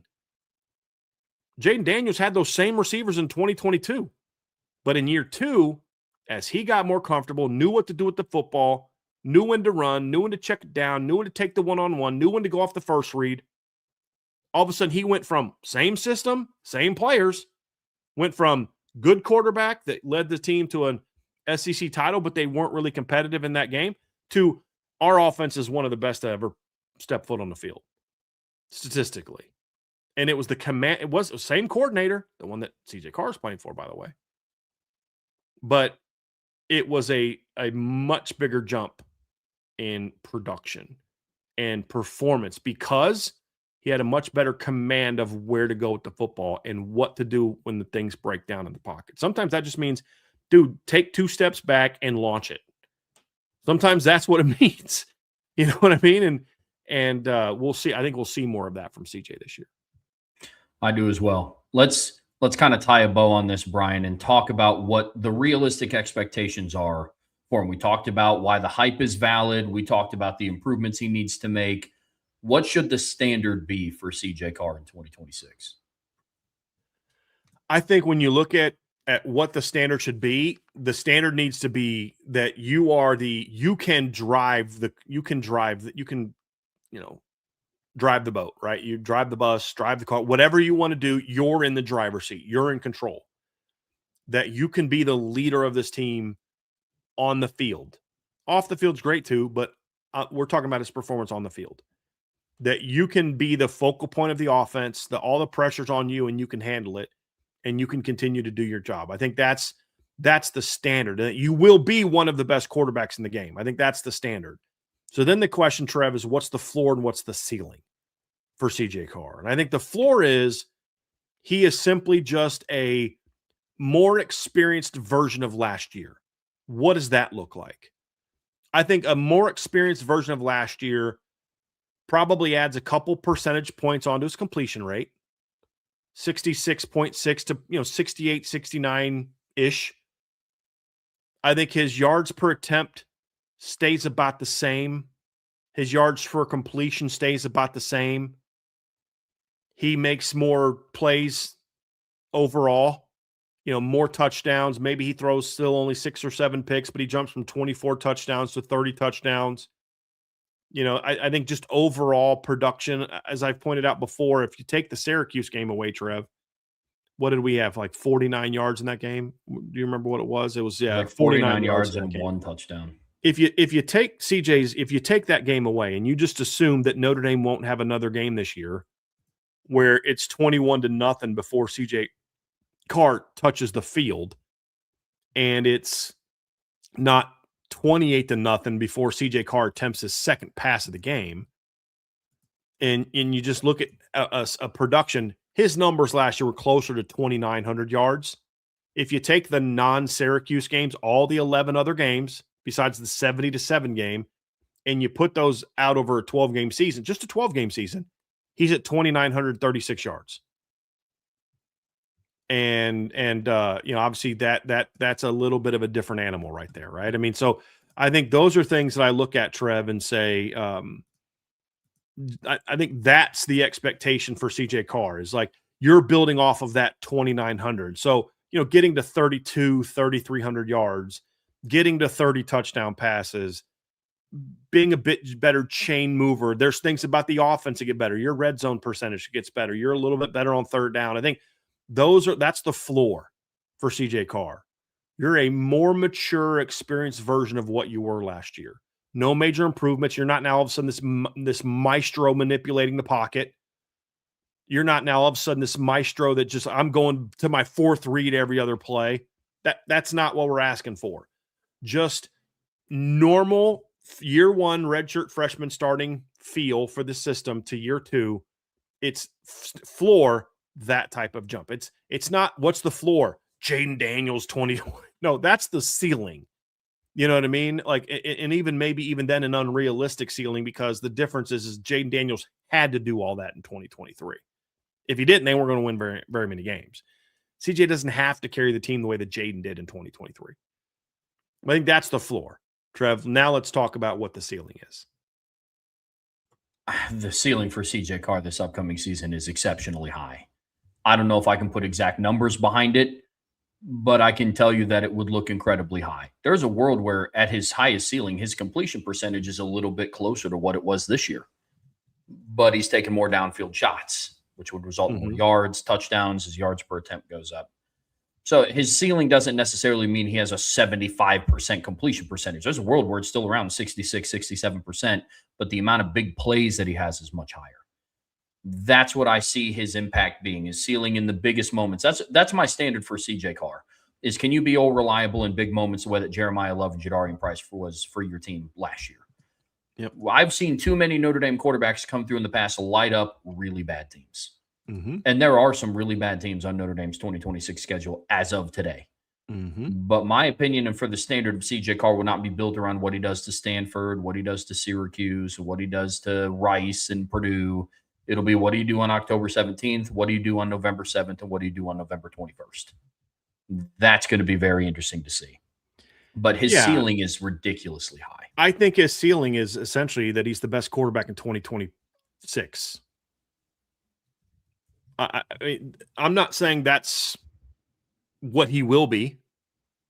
I'm not saying that's what Notre Dame needs him to be. We said earlier, he's got to be top 5, and Notre Dame's going to have a shot to win the championship game. What I think the ceiling is, and no, guys, it's not Joe Burrow 2019. It's not Jaden Daniels 2023. That's not the ceiling. That's the whole point we're pushing. He doesn't have to be Joe Burrow 2019. He doesn't have to be Jaden Daniels 2023. He doesn't have to be, he can be Trevor Lawrence 2018, and this team's got a shot to win the title. I mean, honestly, and that, he doesn't have to be 2020 Trevor Lawrence, where he literally has to put the entire team on his shoulders because they're just not that great around him. So I think the ceiling is he's the best quarterback in 2026. He doesn't have to outplay Peyton Manning from 1997. He doesn't have to outplay Tim Tebow from 2008. He doesn't have to outplay Brady Quinn from 2005. He doesn't have to outplay Vince Young from 2005. He doesn't have to outplay Joe Burrow from 2019. He doesn't have to outplay Kyler Murray from 2018. He doesn't have to outplay. He doesn't even technically have to outplay Mac Jones from 2020, Trevor, although I think that's who you said. Like, that's more of the comparison potentially for him statistically than what Joe Burrow was, or, like that type of thing. Yeah. But I would argue that Notre Dame's going to still run the ball a little bit more. But I think that's more of a fair comparison than Joe Burrow from a number standpoint. So, but he doesn't have to outplay Mac Jones in 2020. He just has to outplay to be the top guy, the other quarterbacks this year. He has to be better than Arch Manning. If they square off, he's got to outplay Arch Manning. If they square off, he's got to outplay Julian Saint. If they square off, he's got to outplay Dante Moore. If they never face each other, it doesn't matter if he's better than Dante Moore. It matters if they play each other. But I think the ceiling is that CJ Carr is the best quarterback in college football. I think that's the ceiling. So what does it look like statistically? I don't care as much about that. I don't, because like he could be the best quarterback in college football and pass for 3,100, 3,200 yards in the regular season. If we're like my floor statistically was, this is what it could look like statistically. But the ceiling could still be not similar to that, depending on, because I think if he's as good as we think he's going to be, Trev, there's going to be a lot of games over by halftime.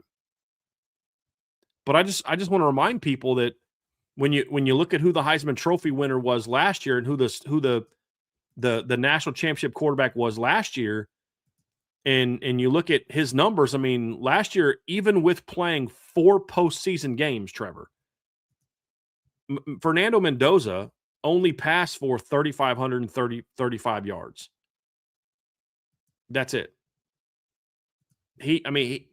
That's it.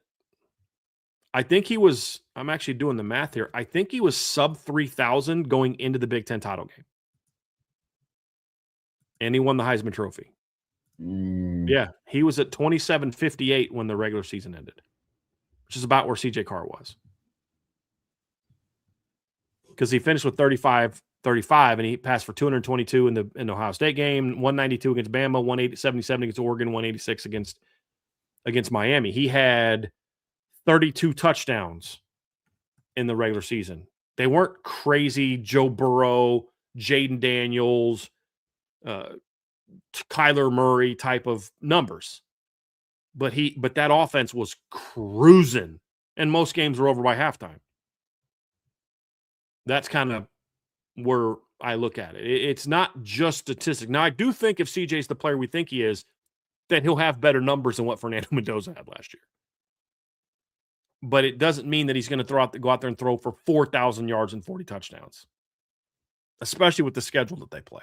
Yeah, that's the biggest piece to remind. And I mean, Indiana had a relatively softer schedule last year, and Curt Cignetti didn't pull Fernando Mendoza like I see Marcus Freeman pulling CJ. So that always has to be a factor. But I'm with you. For the ceiling, it's so hard to put stats behind it because it's very hard to separate the want to. Yes, I would love if CJ Carr completed 72% of his passes and threw for 4,500 yards, 41 touchdowns, and 5 picks. That'd be great. There's no way to quantify that. You know, you could break it down by game, I guess, if you want to, but my biggest impact for him is going to come in those big games. And if he can be that guy in those games, yeah, dude, they'll be cooking. Yep.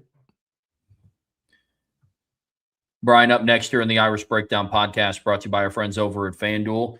We're continuing the series where we stack up Notre Dame with the other P4 conferences. We've gotten a lot of questions about, hey, how does Notre Dame stack up with Texas Tech and Ohio State and Georgia? And so what we wanted to do is take a conference approach. And up next is the Big 12. And Notre Dame actually faces one of the top teams in the Big 12 this year, BYU Cougars, who they square off with in Provo on October 17th. Interesting development, kind of off topic, but Parker Kingston did get his charges dropped against him. So we'll see what the aftermath is there. Yeah, because there's still the moral conduct thing that you can't partake in even a consensual similar relationship and maintain your eligibility. Now, let's see what BYU does in regard to, do we really, when there's the millions of dollars at stake for playoff games, we've seen people sacrifice certain things for that. So that'll be very interesting. Very interesting. So for the purpose of this show, however, we will be acting as if he is part of the conversation. Correct. So what we did, and we're going to just copy paste how we evaluated the ACC when we did that show last week. We're going to evaluate head coach, the coaching staff, the overall level of talent on each of the rosters, quarterback, the skilled, where we group wide receivers, tight ends, and running backs, O-line, D-line, linebackers, and the defensive backfield, the secondary. And we're comparing Notre Dame with the top teams in the Big 12. And the two are very obvious who are kind of in the lead there. And then we're also going to talk about Arizona State, Brian, because they're a team that is a year removed from winning the entire conference and making the playoffs and still had a decent year last year. And the outlook for this team is looking pretty high. It is. I mean, look, this is a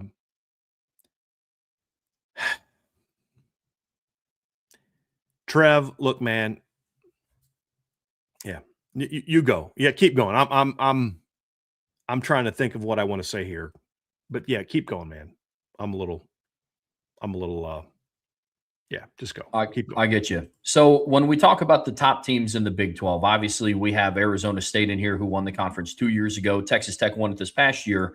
And we're also evaluating a BYU team who the last 2 years under Kalani Sitake is 23-4.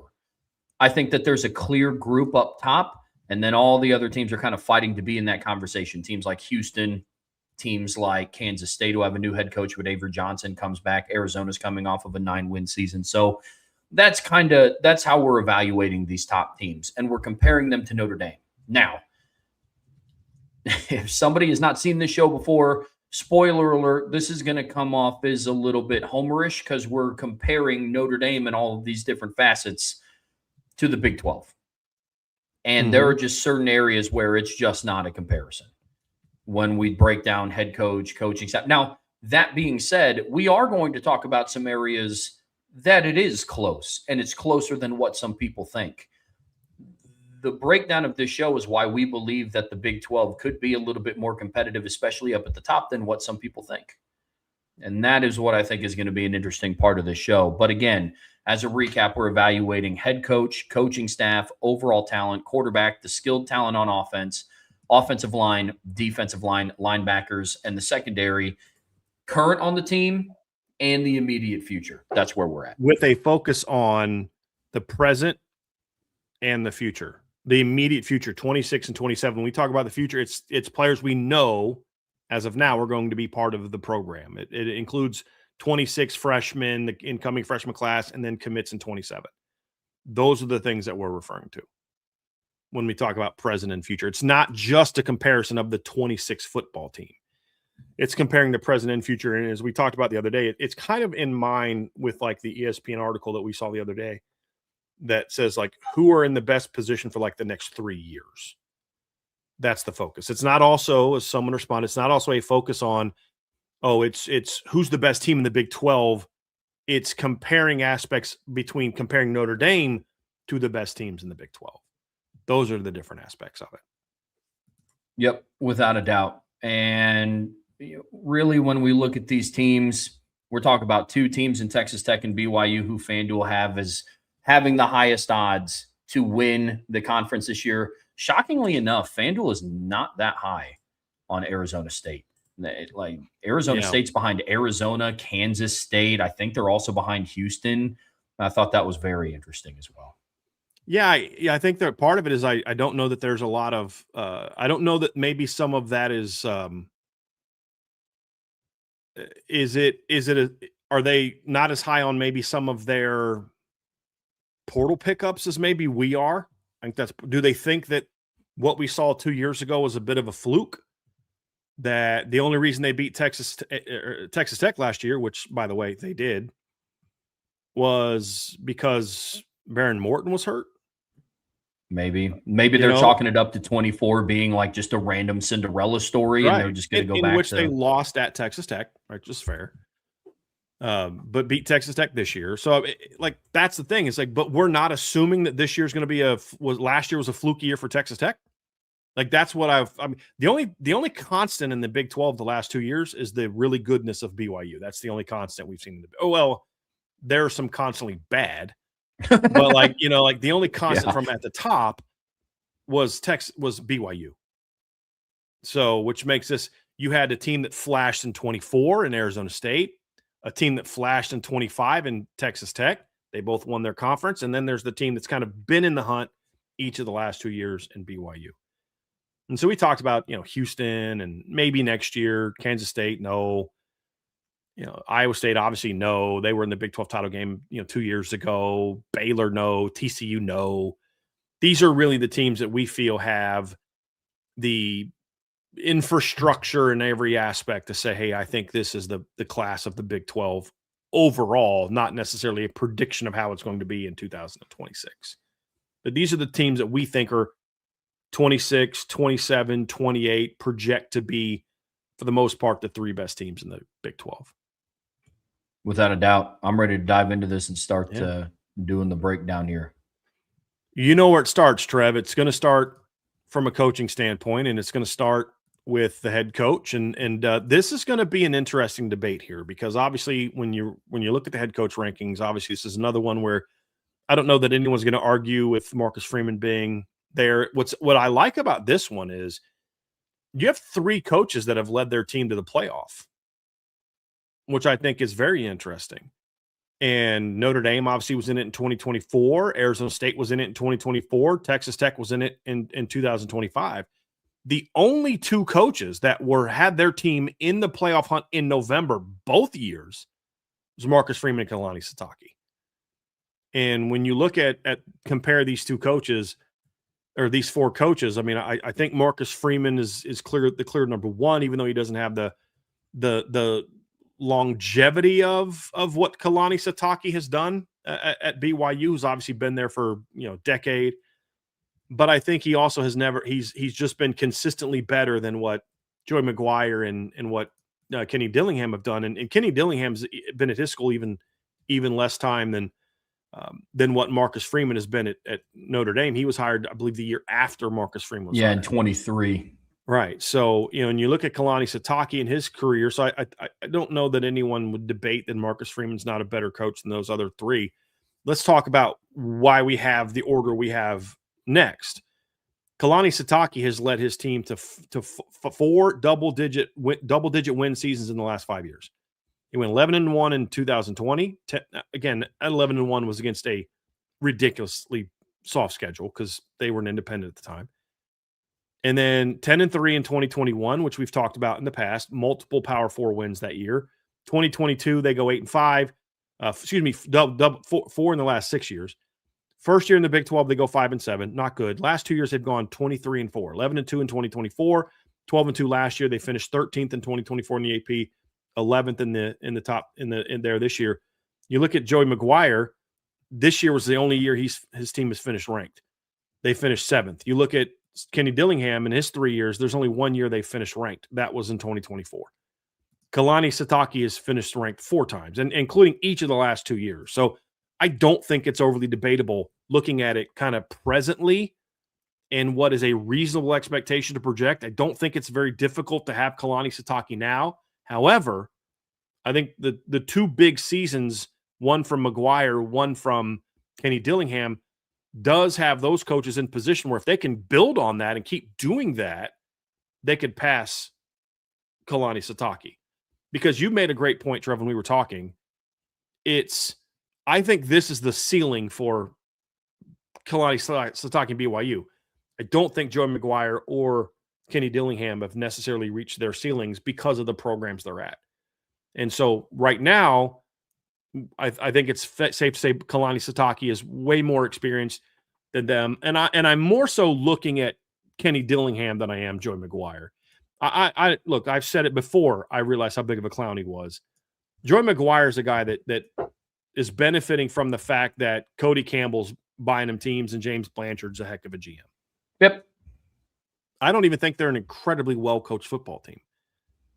I think they were better last year, but I think sometimes you're not winning because your head coach, you're not winning in spite of your head coach. I don't think he's either one of those. I don't think they're winning because of how good Joey McGuire is, but I also don't think that they're winning in spite of him either. I don't want to be disrespectful because I dislike the guy and make it seem like he's Larry Coker either. But he's just kind of there. He's just kind of a solid head coach, and that's it. Yeah, without a doubt. What's interesting about the Big 12 rankings, Notre Dame being atop aside, is that the coach that we have in second place is the one that hasn't won a Big 12 title yet. Arizona State has, and Texas Tech has with Joey McGuire and Kenny Dillingham. Point I made before the show was you have a coach in Kenny Dillingham that is very much surging, and we could be having a different conversation at the end of this year depending on how the Big 12 plays out. If Arizona State makes another run or wins the Big 12 again and makes the college football playoff again, and BYU is one of those teams where it's like, okay, they were 9-3, 10-2, around the discussion, but not really in the playoff discussion. There's a chance that Arizona State, if we do this again next year, could leap BYU. And Kenny Dillingham leap Kalani Sitake. It's a very interesting conversation as far as head coach. Because here's the reality, Trev. They've both had one great year and a bunch of mediocre years. Like, people in the chat are acting like, oh, this is just because you don't like Joey McGuire. I don't like Joey McGuire. You know who else don't like? I despise Kirby Smart. Who was my number one ranked coach in college football when we did our head coach rankings? Kirby Smart. So this has nothing to do with me disliking Joey McGuire. This has to do with the fact that Joey McGuire is not the reason that they're winning. They're not recruiting this way because of Joey McGuire. He has said that James Blanchard's the one that does all the recruiting in the roster building. He's not even responsible for building the roster. How can I rank a coach better than this who doesn't even take credit for building the roster? Not even in like a humble way, in more like everybody knows that. Everybody knows he's not the one that builds that roster. James Blanchard is, and Cody Campbell's the money guy. I'm not even complaining about that. That's the rules. That's okay. You're allowed to do it that way. And if we're doing a GM ranking, maybe we should have done that, a GM ranking. Guess who's going to be at the top of the list? James Blanchard. With all due respect to Mike Martin, it's going to be James Blanchard. So the fact is he's going into his 5th year as a head coach. They went 8-5, 7-6, and 8-5, and then have this magical 12-2 season. I'd also like to point out that one of these coaches who made it to the playoffs knows how to actually get points on the board. I'd like to remind you all that when Arizona State made the playoffs and they played a team that lost in the semifinals to the eventual national champion, they went to overtime. They didn't get blanked. They didn't score as many points in the playoffs as me and Trevor's pick-up 7-on-17 that we haven't even played yet. Right? We're still waiting on them to score their next points. Whereas Kenny Dillingham's team went out and actually took Texas into overtime. A Texas team that was a yard away from tying Ohio State in the last 2 minutes of the semifinal game in the next game. I just want to point that out. So what is the reason that I should rank Joey McGuire higher? So you can not like my ranking. I'm all for that. But give me something more than just I'm ranking them there because I don't like him. So I that's why I say Kenny Dillingham to me is shown as a head coach. He's the driver of that program. Joey McGuire has said publicly that James Blanchard's the driver of that program. So that's why he is last in the rankings. And let's see now, could he jump Kenny Dillingham this year? Absolutely. Absolutely. If Kenny Dillingham repeats last year and Joey McGuire repeats last year, guess who's going to be ranked higher next year? Joey McGuire. But you got to give me more than one good season to do that. And it's not like he walked into a bad situation, Trevor. Texas Tech was in a much stronger position when he arrived than what Arizona State was. 100%. 100%. Let's talk about coaching staff, Brian, because I think this is going to kind of drive that point home a little bit more as well. Obviously, Notre Dame is at the top of this list. BYU is actually at the bottom of this list because they lost Jay Hill, their defensive coordinator, whereas I believe Arizona State and Texas Tech bring back both their offensive and defensive coordinators for this upcoming season. This one is much more debatable. I think all 4 of these teams have very good staffs. I do. That's where I'll give them credit. I think that one thing Joey McGuire has done well is put together a quality coaching staff. I think Kenny Dillingham has done that as well. Yep. If Mike Brown were to leave for the NFL, or let's say he gets an OC job or just decides to leave Notre Dame, if I'm Marcus Freeman, my first phone call is to Hines Ward at Arizona State. And it's not because he played in the NFL. I truly could not care less about that. It's because I watched what he does with receivers at Arizona State the last couple of years. And you know what? They know how to play. Heck yeah. And that's why. And could you imagine recruiting to Notre Dame, receivers to Notre Dame, when you're going to be coached by Marcus Freeman and Hines Ward? You know what I mean? Like, and that's again, I'm saying this if Mike Brown were to leave. I'm not saying I want Mike Brown to leave, and I'm just saying, like, you think about that. You always have to have if this coach leaves, who would you look at? And some positions I have that list, and some I don't. But I've said this to you before, Trev. I would absolutely say that about Hines Ward. I think when you look at the coaching staff at Texas Tech, give Joey McGuire credit. Their coaching staff, his first 3 years, was not strong, and he went out and got new coordinators. I think both of their coordinators were new last year, correct? Yes. And they went out and made changes. that was part of the reason that they won last year. I will give him credit for that. And that's why I think the staff is good. I believe it's very close.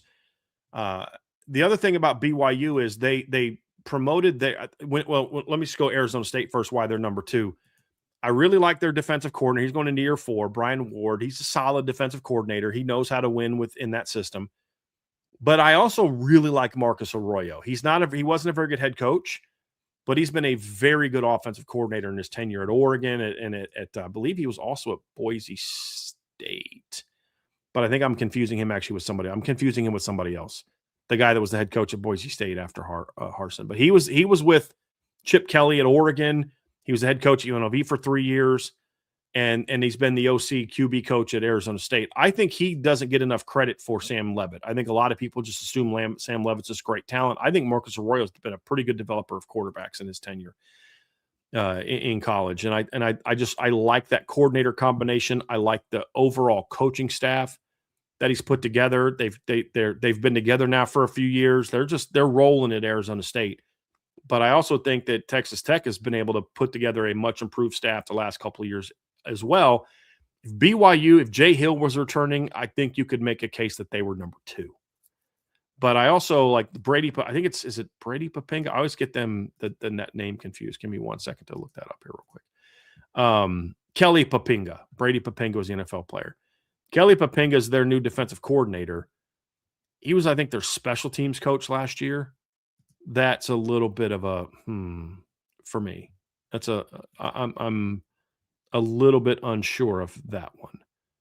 So overall, there's a lot of continuity overall in those 3 staffs, and there's a lot of similarities. The fact that those 2 schools return their coordinators is why I give them a slight edge over BYU. I would say this is one of the most competitive rankings, Trevor, and one of the ones you could have the most debate about is this right here. I think these are 4 really good coaching staffs.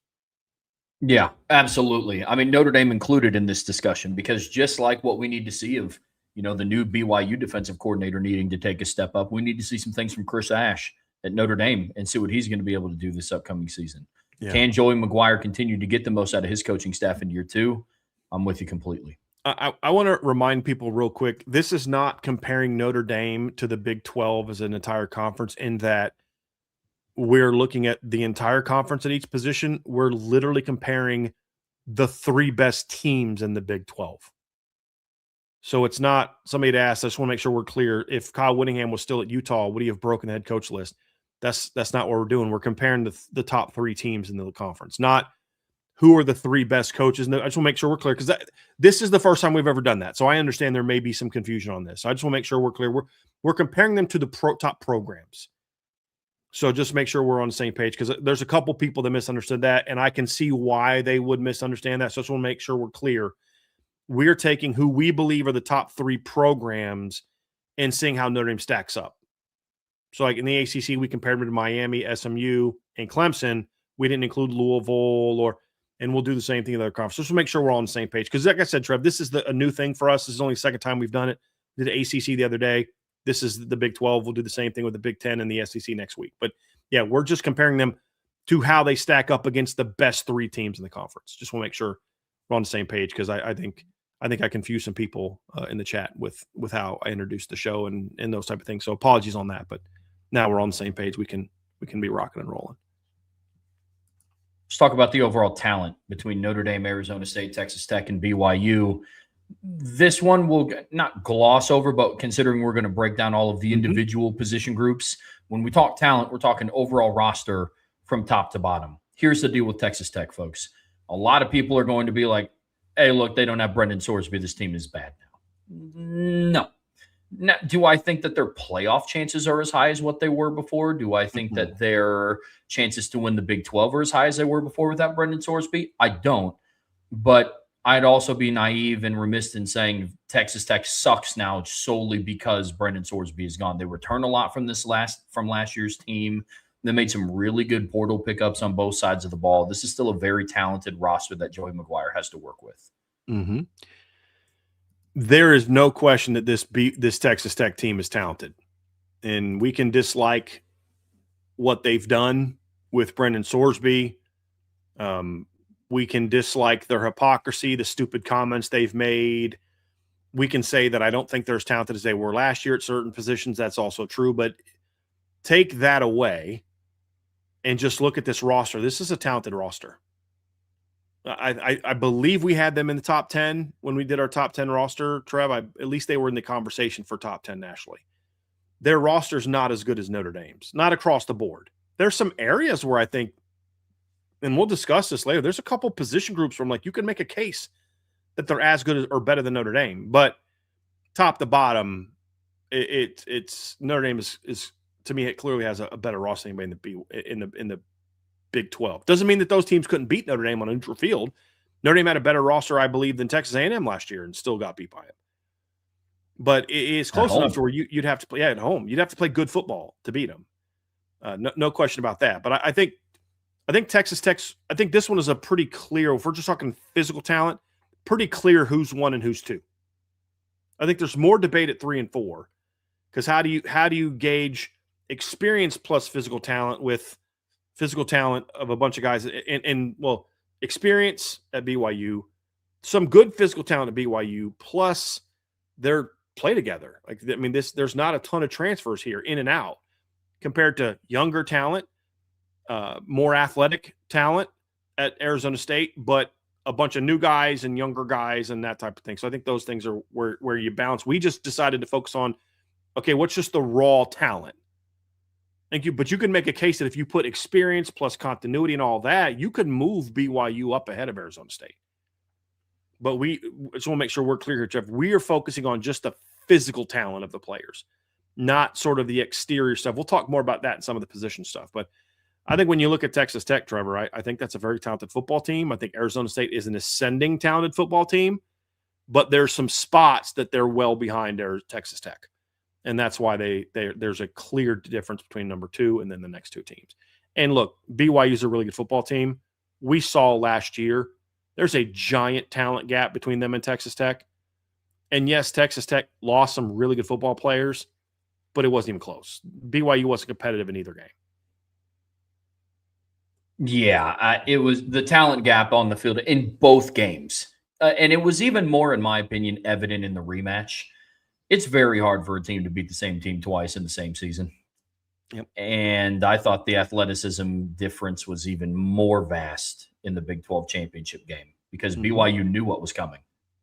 They were not athletically, physically able to stop it. So I'm with you there. And the margin of defeat was worse. 29-7 in the regular season, 34-7 in the Big 12 title game. Yeah. So yeah, and I think early on it was a little bit more competitive for the reasons you talked about. BYU had a little bit better feel of what was coming and how it was going to, but it got to the point where just the athleticism was just too great. It was. Let's move over to the offense, Trev. Quarterback is a very interesting conversation between, I believe, to be the bottom 2 teams, especially when you factor it. This is where we can factor in the Brendan Sorsby stuff a little bit. Mm-hmm. I think if he is at Texas Tech, they would have an argument to potentially be higher over Arizona State and Cutter Boley. But this is one where, to me, and Brian, answer differently if you see it differently, but I think there is a clear 1 and 2 for the team's current state right now. Mm-hmm. Bear Bachmeier is one of the ascending quarterbacks in the country. I'm not as high on him as some others. I'm also not on low as him as some others. Yeah. Like I think he's a good quarterback. Yep. But I don't think that he's a Heisman dark horse. But I also don't think that, could he be benched this year? I also don't think that either. Right. So I think there's a clear 1-2, and then it's a debate of, okay, which unproven quarterback to varying degrees steps up for Arizona State or Texas Tech. That's going to be interesting. I'll be honest with you. In my view, Trevor, because of what happened with Brendan Sorsby, I will honestly believe that this one is actually pretty easy to differentiate. And here's why I say that. When you look at BYU, you nailed it with Bear Bachmeier. Is he an elite quarterback? No. Is he a good quarterback? Absolutely. As a true freshman last year, he had over 3,500 yards of offense, more than CJ Carr. He played 2 more games, but more than CJ Carr. He had 26 touchdowns, only threw with 7 interceptions. Had some good moments last year, some very good moments last year. Also had some moments where he looked like a freshman. Do you know why he did have those moments? Because he was a freshman. You know what I mean? Like, The Big 12 title game, he just got overwhelmed by a really good, complex defense. He's a true freshman. I think he would handle that moment a little bit better this year. Yeah, but this is also a kid, Trevor. Oh, he's just a runner. Threw for 351 yards against West Virginia. Threw for 307 yards in a road win over Iowa State. Threw for 296 yards in a beatdown of TCU at home. Threw for 289 yards in a win over UCF. I think what was weird is because they don't have really explosive receivers, so there were some big plays they made where guys were getting tackled and they just hand the ball off to LJ Martin, or he would run it in. And so that's why his touchdown numbers didn't exactly match the passing stats that he put up last season. But, you know, and of course, as a runner, he's a good, tough, hard-nosed, downhill runner. And, you know, I'd like for them to maybe not use him quite as much this year. Maybe I have the same issue with like Haynes King because it affected his throwing. The more beating he took, the more it hurt his ability to throw the football, especially when you have the best running back in college football, or in the Big 12, I think. But I think that he's a good quarterback. Cutter Boley is an unknown to a degree. I mean, he did some nice things last year, in my opinion, at Kentucky. He also did some things where you look like he's not even close to where he needs to be. You know, and now Cutter Boley's an interesting player because last year was his redshirt freshman season, but he's a kid that reclassified. So he was originally in the same class as Bear Bachmeier. He just got a bit of a year head start. And so when you consider that, it puts a little bit of context into what he did last season, but also kind of puts a little bit of context in what he did last season that you're like, hey, why weren't you a little bit better? And so, but, you know, he did some nice things last year, threw for 2,100 yards, 15 touchdowns, 12 interceptions, way too many interceptions. But he had some nice games. He was solid against Vanderbilt last year, had a really good game against Tennessee, threw 5 touchdowns, 330 yards. You know, last season had some good moments against Texas at times in a game that was competitive in that game. They threw the ball a lot and threw a lot of quick game and things like that. But, you know, he's got some ability, and he's a kid that's just scratching the surface of the kind of quarterback he can be. Where then you look over to Texas Tech and you're like, well, Will Hammond, we don't know as much about. I think he like basically played starter-ish snaps in like 3 different games. Came off the bench against Utah when Baron Morton got hurt. Started the game against Arizona State, which they lost, by the way. But he's also coming off a torn ACL. And that's going to be a very interesting aspect to this, Trev. That how are they going to be at quarterback? I think they're still the best team in the Big 12, but we saw what happened last year when they didn't have their starting quarterback. Will Hammond's a talented kid, but he's also coming off of a torn ACL. That the quarterback play in the Big Ten, I think, is going to be very interesting to watch play out, even outside of the top 3 teams that we have here when you factor in other people. But for this conversation specifically, the battle between Arizona State and Texas Tech is going to be fascinating. Mm-hmm. What wins the day? Is it the upside of Cutter Boley, or is it like kind of the unknown potential of Will Hammond? And then again with Bear Bachmeier, there are parts of BYU's team that I think are just kind of what they are. Mm-hmm. I don't think Bear Bachmeier is like him starting as a true freshman. I don't think that we have now just seen the best of what Bear Bachmeier is ever going to be at BYU. But what type of improvement does he make? Will his big step forward going from a freshman to a sophomore be as big as the jump that Cutter Boley makes going from a redshirt freshman to a redshirt sophomore?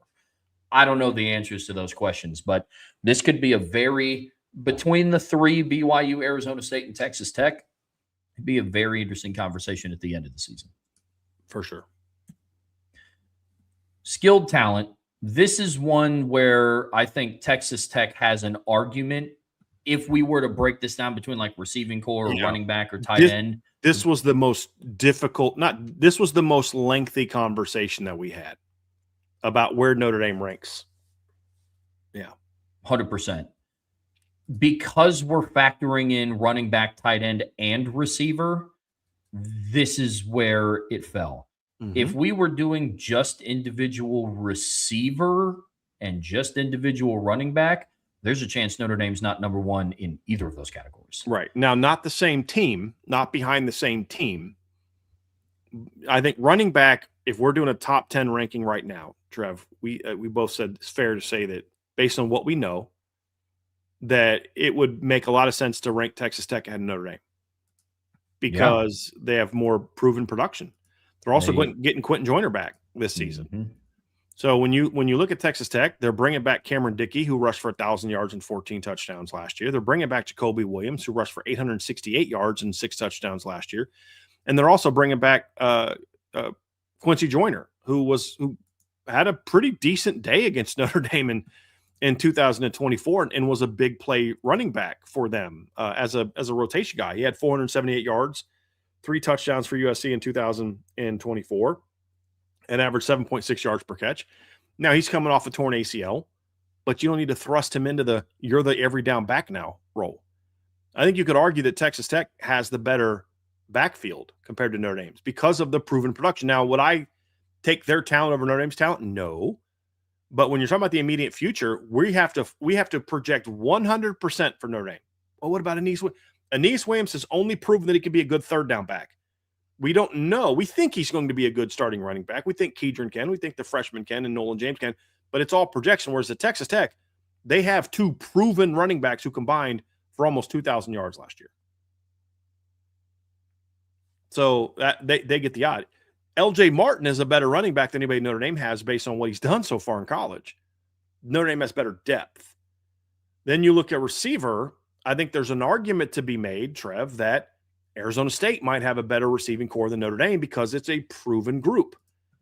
You're getting Reed Harris to come in from Boston College, a guy that, oh, by the way, was one of only a couple guys that have ever beaten Leonard Moore for a touchdown last season. You're getting Amarian Miller from Colorado, who had 45 catches and 808 yards and 8 touchdowns last year in the conference that he's transferring to. It's not like a 5 kid that's going to the Big 12. He's a Big 12 kid who's just changing teams. That's it. And I think going to play in a better system. And then obviously Raiden Vines-Bright is not quite as proven, but he's more proven than some of the third guy at Notre Dame right now. He had 24 catches for 238 yards and a touchdown last year. And I think they have good depth. And then tight end, I think you could make a case for BYU with Walker Lyons and Roger Paga. That, hey, there's more proven there, and there's some talent there. Walker Lyons is a former top 100 recruit. So individually, you could make a case that Notre Dame's not number 1 at any of these 3 positions. The problem is, so for like Arizona State, they might be the best receiving core, but they're way behind Notre Dame at running back. Now, maybe this is a different story for Leek Brown comes back, but he's not. And I don't think they're on Notre Dame's level at tight end either. I think there's maybe a little bit more proven aspects of their tight end position, kind of, but not by much. And then the other separator for Arizona State and Notre Dame at tight end is also the immediate future impact as well. I mean, you got James Flanagan at Notre Dame going into his redshirt freshman season. Ian Premer's now on campus. Like, it's the future is also what the separator is here for sure. But Texas Tech is number 2 overall on this list because all encompassing, like I said, I understand that Brendan Sorsby isn't going to be their quarterback, but they brought in a lot of great pieces in the portal. You got Kenny Johnson, who you guys know that I'm very high on, who came over from Pitt. You got Malcolm Simmons from Auburn. Coy Eakin comes back, and then we'll see what happens with Micah Hudson this year. He was the player that left Texas Tech and then came back to Texas Tech, and now he goes into his junior year. Former 5-star recruit, and that was a legitimate ranking. Now he's had some issues with decision making and maturity and things like that and work ethic, but the God-given tools are still outstanding. And apparently he had a good offseason, but we'll see.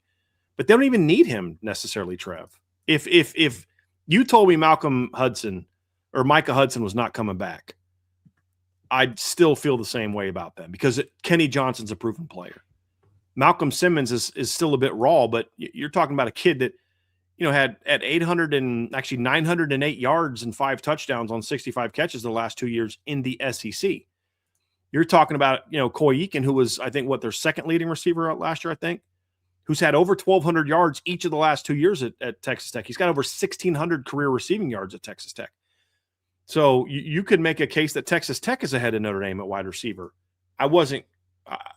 I don't know that I'm quite ready to go there yet because I think Coy Eakin's a nice player. I don't think he's better than Jordan Faison. I don't think he's better than, I think that Kenny Johnson's a really good football player. I don't know that I'd say he's necessarily better than the proven players that Notre Dame has at this point in time, but he's a guy that has over 1,100 yards, or actually over 1,200 yards the last 2 years in the ACC. So there's a lot to like. Whoever the quarterback is at Texas Tech this year is going to have some really good weapons around him, which is why we still think that they're the team to beat in the Big 12, even though they don't have Brandon Sorsby. 100%. BYU being the last team on this list is, to me, because of their lack of weapons on the perimeter. I think LJ Martin is a great running back. I think he is the best individual running back that Notre Dame has on their schedule. I think Miami has the best running back room, but I think LJ Martin is the best individual running back, and they're going to have one of the best running or backfields when you consider Bear Bachmeier and LJ Martin. Tight end, I'm very high on Walker Lyons. Brian, you had him on your first team all-opponent team, so I think he could be a very impactful player there. But when the perimeter, there's such a vast difference between, you look at Arizona State, like you said, Reed Harris, Amari Miller, Raiden Vines-Bright. And then with Texas Tech having Micah Hudson, Kenny Johnson, Coy Eakin, Malcolm Simmons. And then for BYU, you're relying on JoJo Phillips, who comes back. You're hoping to get something out of Tiger Bachmeier. Hopefully Kyler Casper can break out for you. But outside of that, there's a big gap between BYU on the perimeter versus the two other teams in the Big 12 and Notre Dame. So that's why they're Yep. Yeah, I think that there's good players at BYU, even with Parker Kingston back. I don't think they have the depth of talent that some of these other teams do. And there's even more projection with some of their pass catchers even than there is with Notre Dame, in my opinion. And I think that's why they're there. But I will say this is without a doubt the most debatable top to bottom of all four. Without a doubt. I think these teams all have good talent at the skill positions, which is why I think these are the three best teams in the Big 12 this year, because they have the athleticism. And then you'll see when we get to the defensive portion, you'll see why one of the teams is not predicted to be as good as the other one, but we'll see. Thank you, by the way, Phantom Golf, because I completely missed that, Trev. I had ACC on the cards. Oh, I missed it too. You sent them to me too. Yep. So we're going to blame you then, because I said, hey, look over these before we get going. So I'm totally passing the buck and not taking any responsibility for my actions whatsoever. So see, and we were talking about Texas Tech, right? So I mean, that it totally tracks and totally fits. Talking about Texas Tech, so we take no responsibility for our actions. So blame the system. I'm acting with integrity here, accidentally putting ACC. Well, I mean, Brian, you didn't kill anybody. I didn't beat anybody. I just had the wrong conference on there. Come on, Phantom Golf, give me a break, man. I didn't murder anybody. You're killing me, man. But now it is corrected. But no, in all seriousness, I appreciate you pointing that out, because I hate proofing my own stuff, because I read what I meant to write, not what I necessarily have. So appreciate that, man. But yeah, we can keep rocking and rolling, Trev. Let's get into the offensive line. This one I thought was also, to varying degrees, a little bit debatable depending on which team you're looking at here. But Notre Dame is the clear number one here when you talk about the current talent on the roster and moving forward. BYU is home to a couple of players that we have on our all-opponent team. Andrew Gentry at tackle, Bruce Mitchell, and then we each had one of their two guards, I believe. We both had three, but we didn't have the same three. Yep. So to give you an idea, four different BYU linemen made our all-opponent team. Right. And when we talked about it at the time, Brian, about the two guards that we took separately, it was like we kind of just picked one. Like it was, so that's what I thought.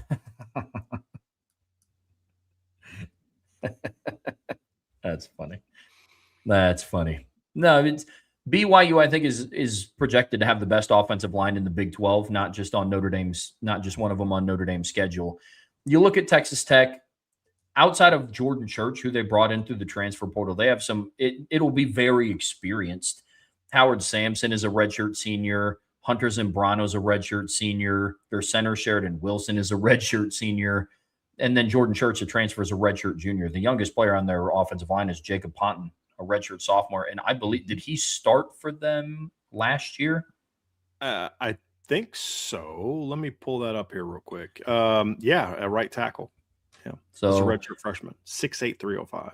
That's a big boy. Yeah, Howard Sampson, 6'8", 340. Yeah, that's not small. It's not small at all. No, that's not small. But when I start looking at Arizona State's offensive line, And Brian, you and I were talking about this before the show. What I think is interesting is the narrative is that Texas Tech, because of Cody Campbell and how many portal players they had last year, Texas Tech, they're relying on the portal once again. Arizona State has significantly more portal players spread out across their two deep than what Texas Tech has. Yep. And that's where some of my concern comes from with the Sun Devils, because when I look at their offensive line, they have some guys coming back. They're relying on Luke Baklenko and Tana Alo Tuapola to be in their starting lineup. And then a lot of their reserve guys, Jermaine Mitchell, and then another transfer coming in on the offensive line as well. I mean, they're going to have 5 new starters on the offensive line this year. I mean, that's they lost all 5 guys. And that includes their starting right tackle, who was a first-round NFL draft pick. Their starting left tackle transferred to Missouri, and then the 3 interior guys all ran out of eligibility. So there is legit debate to have. The debate at 2 and 3, Trevor, is not so much about who's going to be better in 2026. I think if this was just a ranking of 2026, it's BYU. And that's clear. It's not that it's not even close. It's close because, as you mentioned, Texas Tech had a pretty decent offensive line last year, and their three of their 4 best players are back. But BYU, I think it was an even better offensive line last year, and they returned 4 of 5 starters. Yep. But Texas Tech, to me, has some. They went and got Felix Ojo out of high school, 5-star left tackle. I think he's going to have a year to groom a little bit. He'll probably still play this year. The future is there, whereas at BYU, I believe that 4 of their 5 starting offensive linemen are done after this year. And then there's okay, where will they be in the future? There's a little bit more uncertainty there, which makes it, and it's harder to evaluate BYU because so many of those kids were not highly ranked kids. They're older. They went on missions, and it makes it a little bit challenging. But I think there's also enough. Well, they just they have a reputation. They've earned the reputation that they're just going to keep still being good on the offensive line.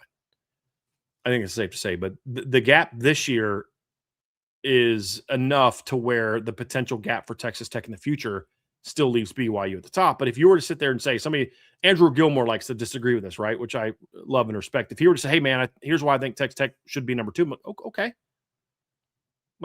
Fair. I mean, we obviously think BYU is 2, but it's close. It's not close who number 4 is. I mean, Arizona State's not in the conversation. Now, in fairness, they have shown they can win with a remade offensive line. 2 years ago, their offensive line was very much remade. And they were able to still be successful, but they did that with Jordan Tyson, Cam Scadaboo, and some pretty good players around him. But that's going to be a challenge to have to do that again, losing all 5 starters. That's going to be difficult to do.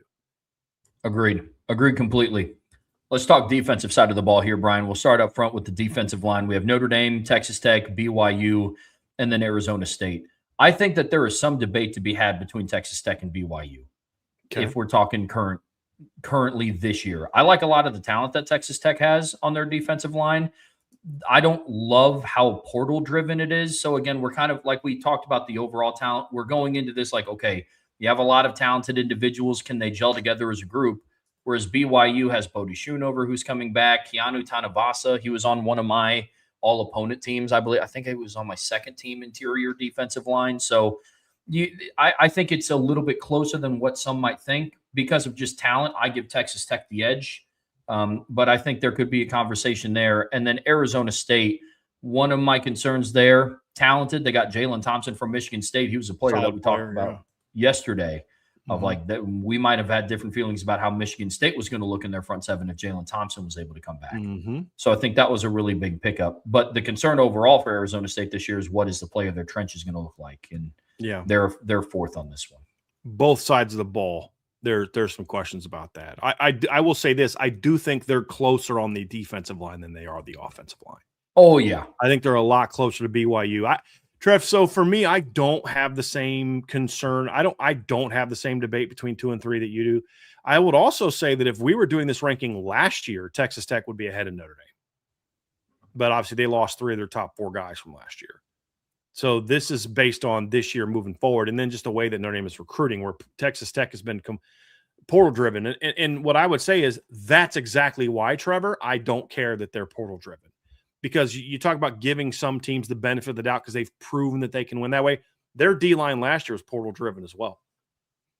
David Bailey was brand new. Romello Height was brand new. So, I mean, this is a team that has shown, hey, we can go out and build a team. I think that AJ, I believe, I could be wrong, but I thought that AJ Holmes was also, he was also a first-year guy last year, the D tackle. So they've proven to me that they can be a team that goes out there and rebuilds through the portal, and that portal is still really good. Let me see here real quick. Yeah, Lee Hunter was also a portal pickup. Their entire starting defensive line last year were portal pickups from 2024, meaning they were in their first year at Texas Tech. That's why, in theory, you and I agree, but there comes a point in time where when a team has shown that they can do that, that I give them the benefit of the doubt that they can do that. And then it comes down to, okay, that's fine, Brian. You say that in theory, but what about the quality of those players? I don't think any of the guys that they landed are David Bailey. But I think they got a couple guys that could be Romello Height. I don't know if any of their D tackles are as good as Lee Hunter, but they can be AJ Holmes. Like they got the kid from Wake Forest. They got Adam Trick, who we've talked about, from Miami of Ohio. They got Trey White from San Diego State. The kid from Wake Forest right now isn't even necessarily projected to start. Now, we'll see if that holds true or not, but I think they're still a very talented defensive line. I think BYU has a bunch of really good try-hard guys. I think they're the gap in athleticism and proven impact production is why I think there's a bit of a gap here. And then I think there's a world in which Arizona State could pass up BYU in the regular season, but I don't think Arizona State, Trev, to me, has proven that they can reload on defense in the portal the way that Texas Tech has. So that's why I'm being a bit hypocritical here, or at least it may seem that I'm being a bit hypocritical here because I'm kind of dinging Arizona State a little bit because they're in the portal. I'm not doing the same thing to Texas Tech, but there's two reasons why it's different. Number one is, with all due respect to Jalen Thompson and Amorian Winston, from Oregon, none of those guys were as dominant and as impactful as what Trey White and what Adam Trick were in college. Not even close. And then also, like I said, they just don't have the track record that they can develop as quickly a defensive line that's through the portal the way that Texas Tech has. So I agree with you in theory, Trevor. I just think this is an exception to the rule for me a little bit. But so that's why, but we agree that this is 2 and 3. Certainly. I think the order is what Trevor and I agree on. But that's part of the fun is like, let's see a little bit different. But the other thing is that I would counter if I was in your shoes, Trevor, and it looked like you wanted to counter a little bit. But let me see if this is your counter. They did that once, but so did Florida State once. There needs to be a track record of doing it, I would say, more than once. Florida State built a pretty good, darn good defensive line in 2023 with Jared Verse and the kid that they got from Western Michigan that Notre Dame wanted. But then the next year they tried to do the same thing, and they were terrible. So that's kind of where I look at it right there, Trev. I think that's the difference for me. That was going to be my counter. I like to, and this isn't even just specific to Texas Tech. I like to see, when I think of track record, it's more than a season. And like for Ohio State, for example, it's like Ohio State has shown that they can go to the portal and get a safety and they'll be just fine. They got Caleb Downs. It's like, well, yeah, Trey Moore is not going to be Caleb Downs even if he's healthy. So like, you know what I mean? Like same thing with Texas Tech to a degree where it's like, you go out and get David Bailey, who ended up being a top 5 draft pick. I don't know if they went and got that, but to your point, right. I do think that they could have gotten a Romello Height. Some of that remains to be seen. A couple of him. For sure. But is Romello Height if teams aren't trying to block David Bailey on the other side? I mean, I think that's a fair counter, to be honest with you, Trev. Is like, is 2 Romello Heights, elite? Because Romello Height was a good player at Texas Tech or at Georgia Tech. He wasn't nearly as good as what he was at Texas Tech. Yeah. And part of that's because you're and it's not just David Bailey. Lee Hunter was a dude last year for Texas Tech as well. And so and AJ Holmes is a really, really good defensive tackle coming back. So like, it was hard to focus on Romello Height because you had to block all those other guys. And oh, by the way, on the second levels, Jacob Rodriguez and Ben Roberts. So I think those are fair questions. I think they're fair questions. It makes it closer than what some people still think. But to your like we said, at the end of the day, Texas Tech is still 2, BYU's number 3. But one conversation that I do think is actually closer, and Brian and I are 2 people who've been screaming from the rooftops that we think Notre Dame has the best linebacking core in the country. Mm-hmm. I think out of the conference conversation we talked ACC earlier. Now we're talking about Big 12, and then we'll also talk about SEC and Big 10. I think outside of like maybe Georgia and Texas, I think Texas Tech and BYU have a very strong conversation to be up there with Notre Dame in the linebacking discussion. I know Texas Tech lost Jacob Rodriguez, but they still bring back Ben Roberts. They got Austin Romine out of the transfer portal. Who's I think really underrated, like very sneaky, big time portal pickup for them. Yes. Yeah. And in the same light, like we talked about previous players, he's still playing. Like we talked about Amari and Miller going to Arizona State. Austin Romine is still just playing in the Big 12. Exactly. He doesn't have to learn a bunch of new offenses. He's played against these guys before. Yep. That's a great point. It's a great point. And similar to how we just got done talking about Romello Height having success because he was playing along David Bailey, Austin Romine could be more effective this year because now he's playing alongside Ben Roberts, whereas last year at Kansas State, it was just Austin Romine. Yep. So that'll be interesting to see how that plays out. And then with BYU. Real quick on Texas Tech, though. Some people call John Curry a DB. I call John Curry a linebacker. He's a linebacker. He's back. And then they also have depth there. This is why Texas Tech could have a case that they should be ahead of Notre Dame at linebacker. I don't think they are, but here's what their case is. You have Ben Roberts coming back. You have John Curry coming back. Both very productive players. You have Austin Romaine coming in, who is a very good college football player. But they also have good depth.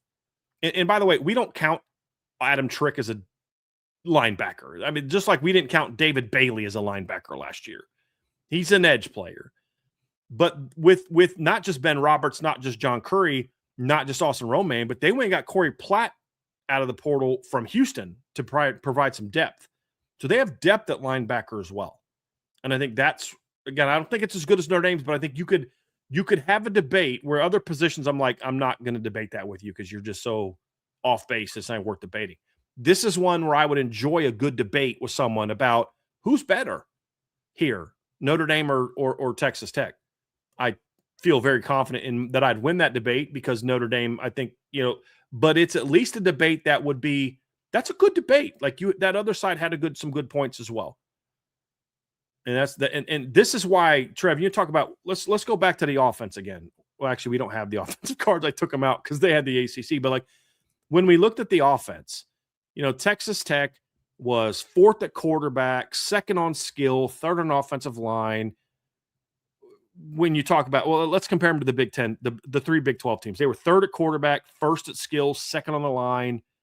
But when you get into the secondary or the defense, their front 7 to me, I don't think is overly close. So I think they're significantly the best front 7 when you put them all together. And that's where I think some of my excitement about, optimism about how good they can be this year, looking at it just from a Texas Tech standpoint, comes from. It's their front 7. It's kind of like Notre Dame at running back. If your focus is on, well, how do they replace Jeremiah Love, or will they be as good as Jeremiah Love and Jadarian Price? The answer is going to be no. If the answer is, well, will their D-line and their linebackers be as good as what David Bailey and Jacob Rodriguez were? No. But they're not going against last year's. They're going against the rest of college football. And if you just look at what they have, as long as they can get the most out of their transfer players like they did last year, their front 7 is still going to be a major problem for the Big 12. A major problem.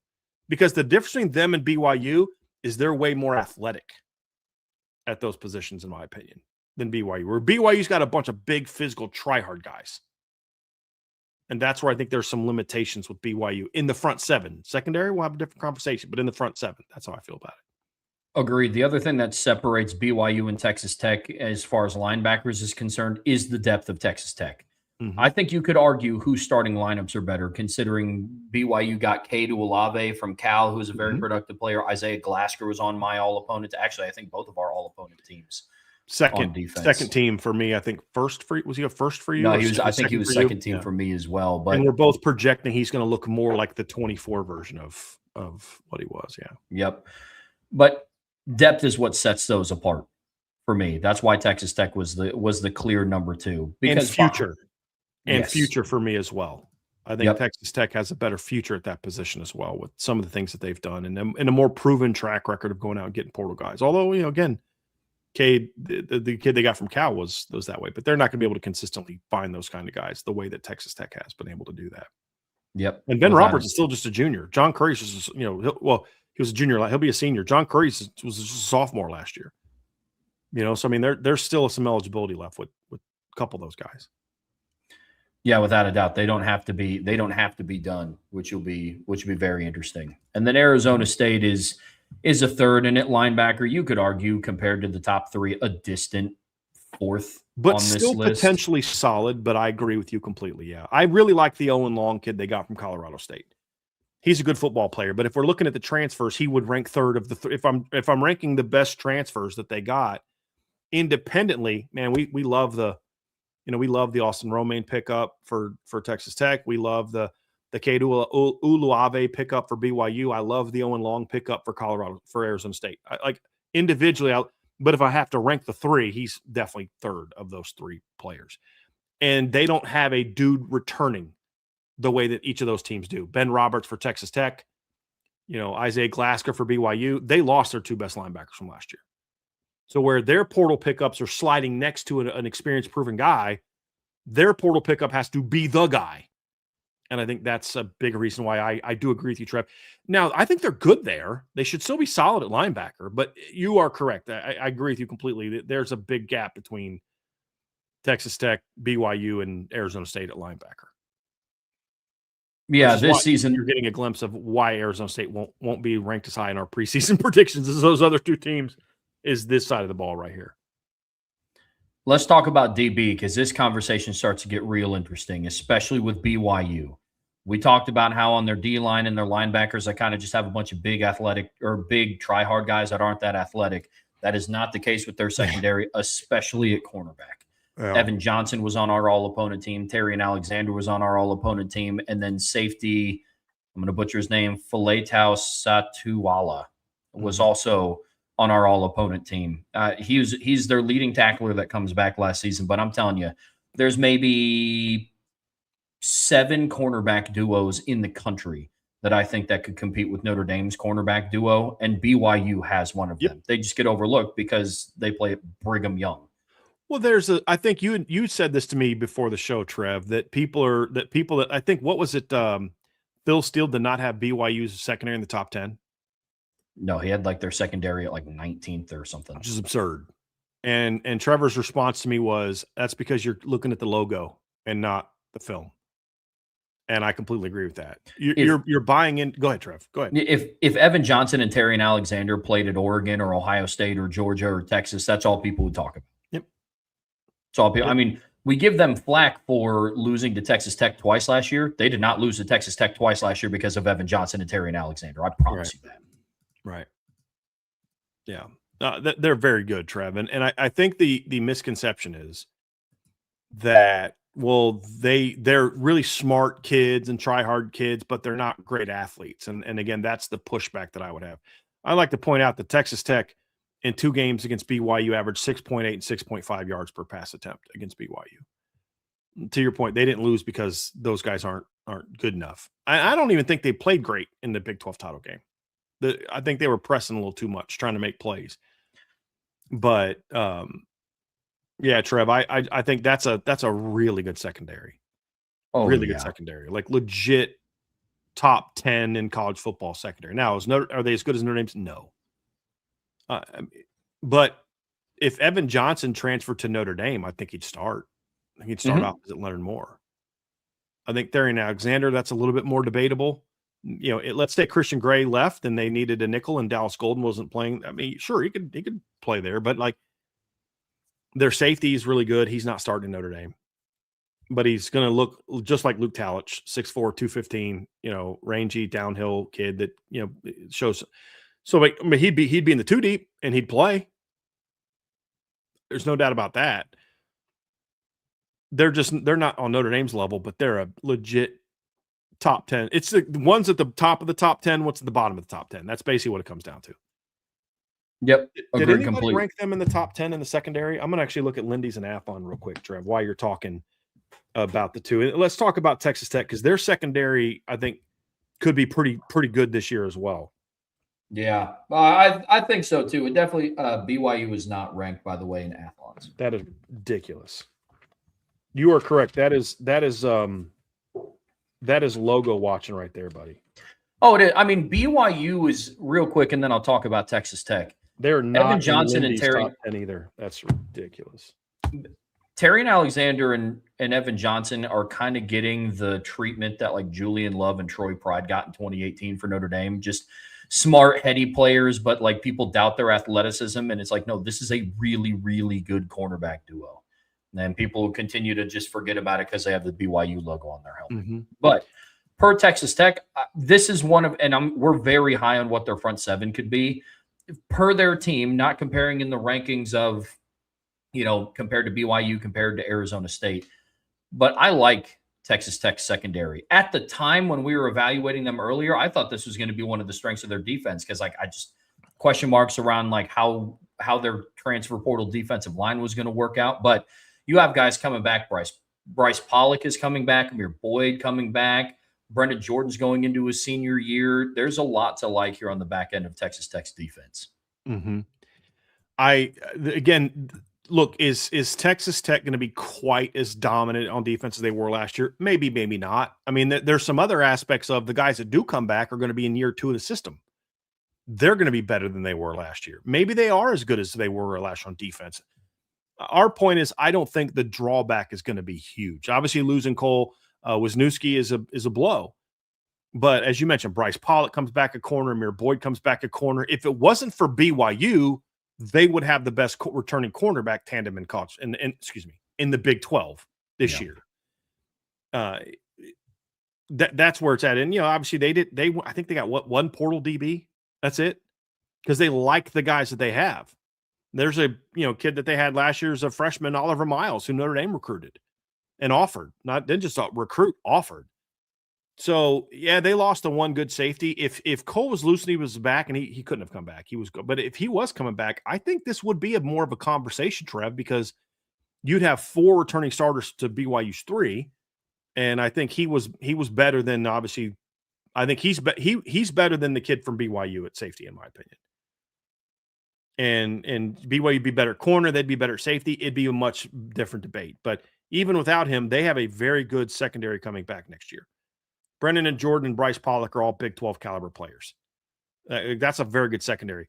Having them third here does not mean that they're like not really, really good there. They're also still really good in the secondary.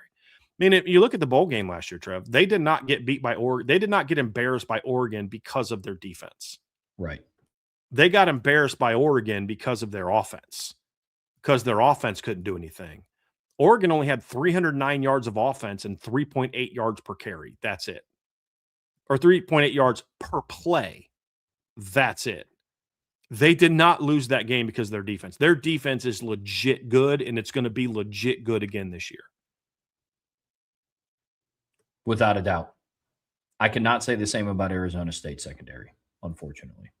Mm-hmm. There's a reason why they had to go to the portal and get 3 guys.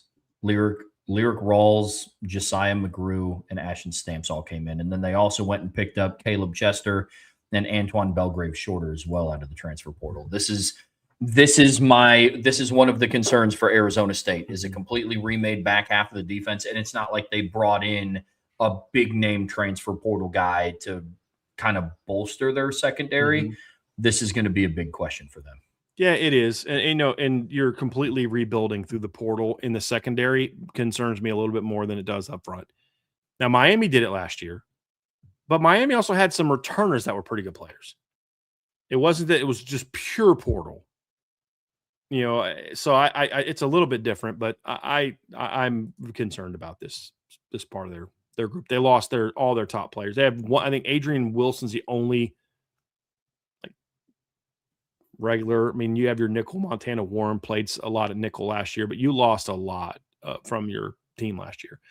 And what sucked too is they lost one of their best DBs early in the season last year, which hurt them too. They had a lot of injuries last year at Arizona State. Losing Xavier Alford early in the season, I think he played 2 games. hurt them a lot as well. But that's why they went to the portal. Lynn Ross from Kansas is a nice player. Josiah McGrew from Florida Nationals, okay. Chance Ruckers, okay, from Michigan State. Ashton Stamps from LSU. It's kind of like you're hoping that this kid that comes from a big time school can kind of step up and play. But I don't know that there's some chances that they took, Trev. They're hoping, because I think, didn't the kid from LSU play a bunch of 24? I think he did. I think he played a bunch of 24 and he got hurt last year. So, they're taking some chances on some guys that they're hoping can either bounce back or be better in their system. But it's a question mark. And when you're talking about three teams, I would argue that Notre Dame, BYU, and Texas Tech all have at least an argument to make as being top 10 national secondaries this year. Yeah, without a doubt. When I talk more so about there's a sizable gap in between third and fourth on this list, especially for secondaries, it's more indicative of how good Notre Dame, BYU, and Texas Tech secondaries are going to be. I don't think that Arizona State secondary is going to be putrid, but one of those things is not like the other when we're comparing them all next to each other. That's for sure. Yeah. It's fun. Even though it took us halfway to the show to realize that I still had ACC on the card instead of Big 12. But hey, we figured it out. We rallied. We made the fix. You see what mistakes you made, you improve them, and you move on and do better next time. That's what you do, Trev. We have a daily mailbag to take us the rest of the way here on the Irish Breakdown Podcast, brought to you by FanDuel. If this does happen to be your first mailbag, you can put MB for mailbag or a mailbox emoji prior to your submission. Lets us know to set that question aside. We would prefer questions based on the topics that we discussed today. So we just got done talking about the Big Ten. We talked about what CJ Carr could be doing this upcoming season, what his expectations are. Let us know what your expectations are of him. We can have a conversation around it. And then Notre Dame is also hosting a big recruiting weekend this Saturday, really this entire weekend. So you can also ask some recruiting questions as well. And we have a recruiting question to start off with in the form of a super chat, because as soon as we see the super chat, we'll always bump it up to the top. So we have one from Daniel Burns. Thank you, Daniel. Appreciate you, Dan. Should we be concerned about our linebacker recruiting? I think it's fair to say that there's reason to be concerned. I mean, I could sit here and say, listen, I feel good about where they are with Roman Igwe-Buikwe. Obviously, him canceling his Tennessee visit this weekend is a positive sign for that one. But, Notre Dame's in a great place there. He's a good football player. But you need two, and you need a second really good football player. You're not getting Caden Henderson. I mean, you're still going to keep recruiting him, I would imagine. But how well Coach Jean-Marie can kind of rebound is going to determine just how good that position could be. And I have confidence that he can get the job done, but he's got to prove it. He doesn't have any public commitments yet right now. He's got to show that, he did a great job getting him in the mix with Caden Henderson and Noah Glover and a lot of different guys, but they went to other schools. So, yeah, I think these next 6 months are going to be very important. Concerned from the standpoint of there's some unknowns there and they've got to close? Yes. Concerned from that I think they're going to have a bad linebacker class? No, because I think they'll flip somebody or evaluate a kid that's, an under-radar kid or somebody that improves. I think they'll find a good second linebacker, but I can't tell you right now who that is. I have a pretty good idea of who they're going to go after, but I can't tell you that they're going to necessarily flip those guys. So I think it's fair to say that there's reason to be concerned. Certainly. There's not reason to panic because we haven't even gotten to the first signing day for Coach Jean-Marie. But it would be very biased and very homerish to say no reason to be concerned. Even if they get Roman Igwe-Buikwe on July 11th, or if he decides to do something sooner, they needed two really good linebackers. That would just mean they got one. They still need another. So yeah, I think that's fair, Trev. Yeah, I do too. I'm somewhere in between. Like, I'm aware of it and I'm concerned. It's kind of in there because I mean, Brian Jean-Marie walked into just a chaotic situation as far as linebacker recruiting goes. I mean, his room was arguably the most stable on the team. Right. But as far as recruiting goes, I'm somewhere in between. I'm aware of it and concerned by it. That's where I'm at. Yep. That's fair. Very fair. From Iden Benami, who are potential linebackers we can get in the portal? LOL, JK, too soon. So not too soon. I think this is part of the reason that Notre Dame is looking at this maybe a little bit differently than fans are, and why there's not a panic. And so, well, why would you drop this guy, this guy, this guy? Because when it came to those players they dropped, I don't think they felt that those guys were the needle movers that they wanted. And if you're Notre Dame and you look at the way that they've developed the position, and you say how if they let's say they lose Drake, and they lose because he's gone, and they lose Jalen Sneed, who's gone. But let's say they lose one or both of Kingston and Jaden Osbury as well, who have eligibility beyond the season. And actually, let's just say they lose both. So you're bringing back Mad Faramo. You've got Kahano Kia, Thomas Davis Jr., you've got Jacoby Clapper, and then let's just say hypothetically that they get a commitment from Roman Igwe-Buikwe. You say, boy, that's a lot of inexperience, and I don't know. Okay, cool. Go to the portal and get a top linebacker. We just got done talking about how Texas Tech and BYU are top 10 potential linebacker rooms. Why? Because of portal pickups they landed. So next year, maybe Austin Romaine goes to Notre Dame. Next year, maybe Cade Uluave goes to Notre Dame. Maybe Owen Long looks at Notre Dame. Maybe Rasheem Biles looks at Notre Dame. That because they're in the market for a linebacker. I think the success Notre Dame has had the last few years of landing high-level portal guys is why this staff knows, like, what do you want to give? Like, there's a question down here from Harwood Carnell. He says, we're getting a lot of praise for our linebacker room from Macro and others, concerned for the future possibly. I think what's going on is Notre Dame is making a lot of high school kids a lot of money, because some of these kids, like, hey, Caden Henderson, Texas A&M threw a giant bag at him. Miami with Noah Glover, a couple other guys that Notre Dame was looking at that like Notre Dame a lot.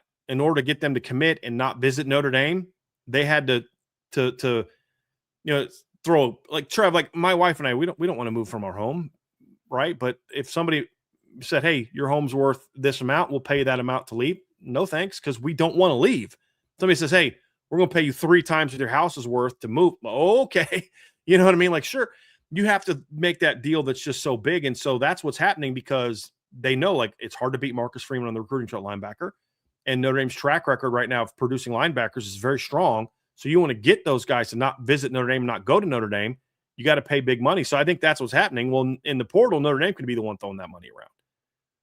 And then you start over in 2028 with the board in 2028. So I think there's different strategies now to where I'm not, that goes back to the previous question, why I'm not as concerned about it. Because I think Notre Dame will very easily be able to sell the portal. But here's the other thought too, Trev. If you get a second player that's the caliber of Roman Igwe-Buikwe, it's a really good class. Let's say that's they don't get a Caden Henderson, they don't get a 5-star type guy. Okay, fine. Well, what if Kingston and Jaden Osbury both come back and Mad Faramo comes back, or just one of those two comes back? Now your starting lineup is Mad Faramo and whoever of those two guys comes back. If they both come back, your linebacker room is those two guys or those 3 guys plus Ko Okia, plus Kahano Kia, plus Thomas Davis Jr., plus Jacoby Clapper, plus those 2 linebackers. You don't need to go to the portal now. Plus Teddy Rizak. I keep forgetting about Teddy Rizak. Exactly right. So I think that's why there's not as much panic, and that's why the staff was willing to. Was it a mistake to put all the chips on the table for the linebackers that they were? No, it's not a mistake, because I think some of the guys that they passed on, they didn't think were on the same level as the guys that they're trying to get. And that's why they were willing to say, hey, we'd rather not get any of them than take a kid that maybe can't help us, because then that's going to make it a little harder to, get some 28 kids. But then, maybe we don't have that spot or that money freed up to go into the portal should we need it. But there's also a world where Notre Dame doesn't even need to go to the portal. Now, 28 may be a different story, or 27 may be a different story, 28 may be a different story depending on how things shake out. But I think that's why there's not as much panic for Notre Dame right now from them. And that's why I tell y'all not to panic. Concern, yes. Panic, definitely not. For sure. From Connor Patton, how are you feeling about CJ's development with respect to clutch moments? I actually don't have a lot of concern there with CJ Carr. I think what we saw from him last year, Trev, even though the final drive didn't work out, that was because against Miami, that was an offensive line issue. I think CJ, when you looked at him, we talked about Ty Simpson. He had that look in his eyes like, uh-oh. I didn't see that from CJ, and that was the first start he made. Yet the very next game, second start of his career, first home start, they're up tied 34-34 in the fourth quarter. CJ and Jeremiah Love lead the offense right down the field for a touchdown to take a lead in the fourth quarter. I think CJ was great in that game, in clutch moments. Was he perfect? No, he had some redshirt freshman moments. Looking over the sideline, the ball gets, and he's mad. So he claps his hands, and the ball gets snapped. I mean, there's things like that he's got to clean up. That was the game where he had the staggered feet when they were going to pass, and the square feet when they're going to run. I mean, those are things. Yes, that's not about being clutch. You think of some of the games where they were in competitive games in the first half, and CJ came out in the second half and just ripped up NC State. It ended up being a 36-7 game. That was a close game at halftime. And CJ comes out in the third quarter and just rips them up. Yeah, I think that's a clutch moment. Yeah, so there were some you think of starting season 0-2, a lot of pressure on CJ, and what does he do? He comes out against Purdue the next week and plays great in the first half. That's not clutch from a fourth quarter moment, but that's a, hey, man, your team needs you to come out and ball. And what does he do first play of the game? Touchdown, Malachi Field. So I think he showed pretty good clutch genes last year for a redshirt freshman quarterback. That's not really a concern that I have, to be honest with you. It's not really a concern I have. No, I mean, evaluating him as a redshirt freshman, I have no concerns, and I think he's far advanced for a redshirt freshman where he was at last year. Mm-hmm. The next step for him in terms of clutch moments will be in the postseason, which we just haven't been able to see yet. And that's not CJ's fault. That's right. Not our fault. It's not the coaching staff's fault. It's That's the next step in his evolution. Yeah. We didn't know how Carson Beck was going to be in that moment. We didn't know how Fernando Mendoza was going to be in that moment. We didn't know how Riley Leonard was going to be in that moment. We didn't know how Will Howard was going to be in that moment. Like, you either have it or you don't. I mean, the best football of Will Howard's career, literally his entire career, was in the postseason of 2024. I mean, he was money. So some kids have it. They're just got that clutch gene. And I have no reason to believe CJ is not one of those. From Strikers for Irish, what do other schools do to prevent potential players from going to other schools for an official visit? The biggest one is there's two. There's the biggest two are, number one, you basically tie a kid's NIL deal to make a decision now. So there's obviously a lot of pressure on Caden Henderson to make a decision now. They had to overpay him to get him to not visit Notre Dame this weekend. There's some other things that happened that I won't get into publicly that I'll say made me lose a little bit of respect for Mike Elko, to be completely honest with you. That's, and then also the other part is, like, you say, hey man, if you're going to go visit Notre Dame this weekend, we're going to pull your offer and we got to go give it to somebody else because we need to get a linebacker. Or, hey, we're going to, if you commit to us this week, we'll pay you this amount. But if you don't commit to us this week, then your offer is going to go down to here. And if you think a kid likes you, then you can kind of do that. And then you combine that with negative recruiting and other aspects. I think that's a big part of it. The other one is, if you're going to go visit a school that you're not like, here's who that doesn't work on. That doesn't work on a kid that's like, yeah, well, I like that other school significantly better than you anyway, so who cares? That it doesn't work on that kid. So if you try to do that to, like, Julius Jones Jr., if you don't commit to us now, I wasn't going to commit to you anyway. It's like, well, fine. But to kids who are torn on two schools, then that might work a little bit more, along with some negative recruiting. And so I think those are the two big ways. Is, number one, you just give them a big deal. And number two, you kind of threaten to say, hey, the deal you have, we're going to pull. What if the kid goes on the visit to Notre Dame or another school and he doesn't like it? He doesn't want to go there. And now the offer has been pulled over here. Now, what I tell most kids is, if you're good, that's a lie. That's a bold-faced lie. And I would say also, if a school's going to say that, then they don't want you that bad. But that's easy for me as a 48-year-old who's been through this process, covering it for 15 years. I played college football, coached college football. Like, yeah, I'm a grown-up. I cannot feel that way. And I can say, screw you. Like, but these are 17-year-old kids and parents who've never been through this process before. I can understand why it might sway them more than it would us on the outside looking in. And also, we're not the ones with $1 million offers being thrown at you. Like, I had somebody offer me a couple $1 million to invest in our business, and I had no interest in it, but I thought about it. Because you start throwing seven figures at somebody, you're going to think about it. And I'm a grown-up. imagine do you think if I had to think about it as a 40-something-year-old, how would I have been if I was a 17-year-old and somebody's throwing seven figures at me to get me to do something that they want? Be a lot harder. So I'm a little sympathetic to that. I think it's easy for us as armchair quarterbacks to say, well, I just tell them to do this. And we are correct. But we're grown-ups. We can't look at it the same way. I don't know that we would have looked at it the same way when they're 17. That's it. So, yeah, it would be a turnoff for us as adults. But that's not who the offers are being made to. They're being made to teenagers, and it's a lot more manipulative process than it is for younger guys. Sure. ICR with Inner Schluck. I feel like linebacker is somewhere you can easily fill in the portal. Agree. That was a comment. I agree. From Bobby S. If Braden Parks takes his visit to Oregon, who would you consider the favorite to land him if he decides next week? I still like where Notre Dame is, but you never know how a visit's going to go. I really like where Notre Dame is at on this one, Trev, but anytime a kid's still going to take a visit, things can change. And we saw that work out well for Notre Dame last year with Ian Premer. How will it work out for Braden Parks? I don't know, but I really like where Notre Dame is at on this one. Another one from Bobby S. Will Notre Dame use the money allotted to Henderson to try and get other commits like Albert Simeon? Should they have extra money now to close out players at other spots? Yeah, so there's a couple ways. This is a very good question, Bobby. There's a couple ways they can go with this, Trev. One is they can say, hey, look, we've got this money. Let's throw a bigger offer at Albert Simeon or Julius Jones Jr. or whoever. That's one way to go. The other way to go is like, hey, let's use that money and maybe spread it around and like, hey, let's maybe offer a little bit more to Braden Parks and a little bit more to – now we have room to bring in – it could also be this. It could also be instead of doing that money to go to get Albert Simeon, let's just say hypothetically you made $1 million offer to Cade Henderson. I don't think they made that kind of offer. I'm just some normal number. It's okay. We're going to take $400,000 and throw it at Albert Simeon in hopes that we can up his offer enough to get him. Okay, instead of all of it.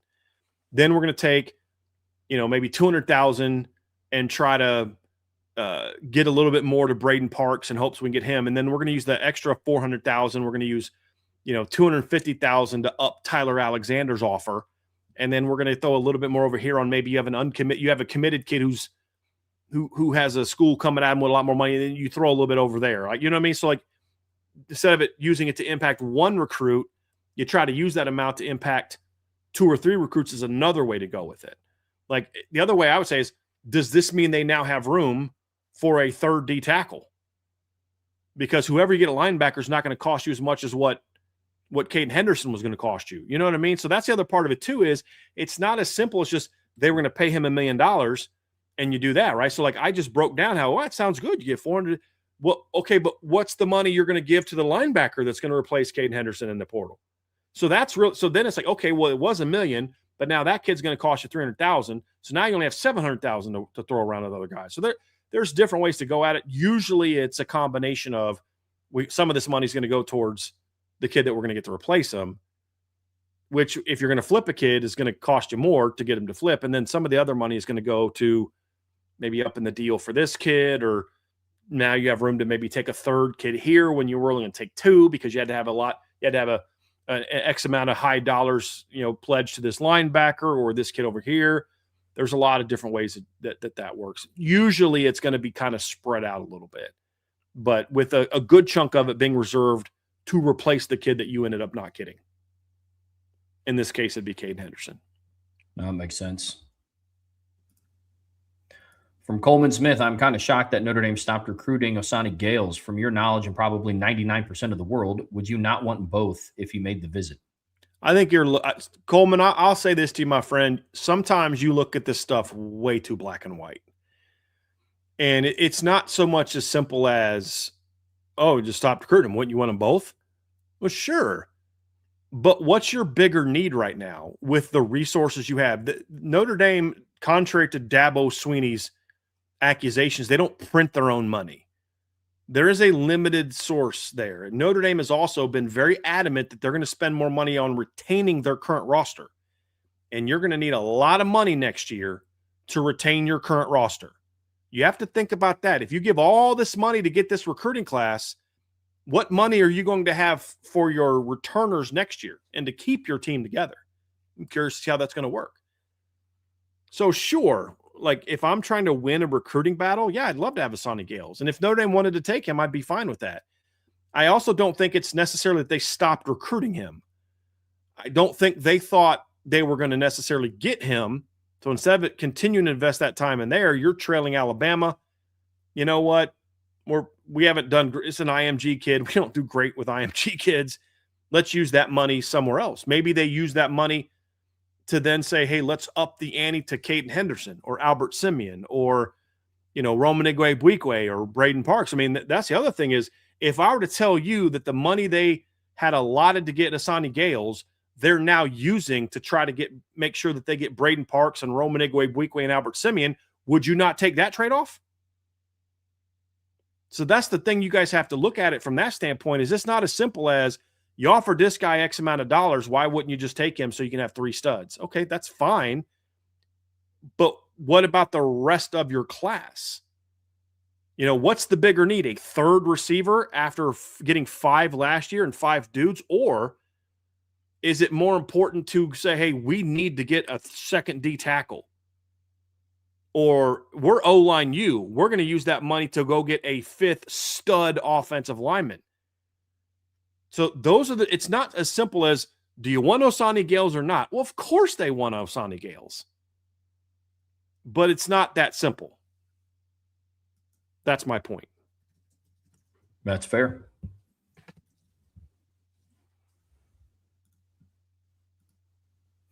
From Bobby S., if 1 or 2 of our commits doesn't take an official visit this summer, would that be a concern that they are looking elsewhere, or would they take it in the fall? No, those are because they're going to take fall visits. Some kids want to do their official for a game weekend. So the kids that are like from further away, that it's going to be harder for you to afford to fly to Notre Dame for a game. You're saying, hey, look, yeah, I mean, I'm locked in. I'm not going anywhere. I really want to be at the Miami game. You know what I mean? Like, I want to be like that. I want to go. Then sure, let's take your official in the fall. And I actually think it's kind of smart to have some of those guys. And look, there's a good Midwestern flair in this class.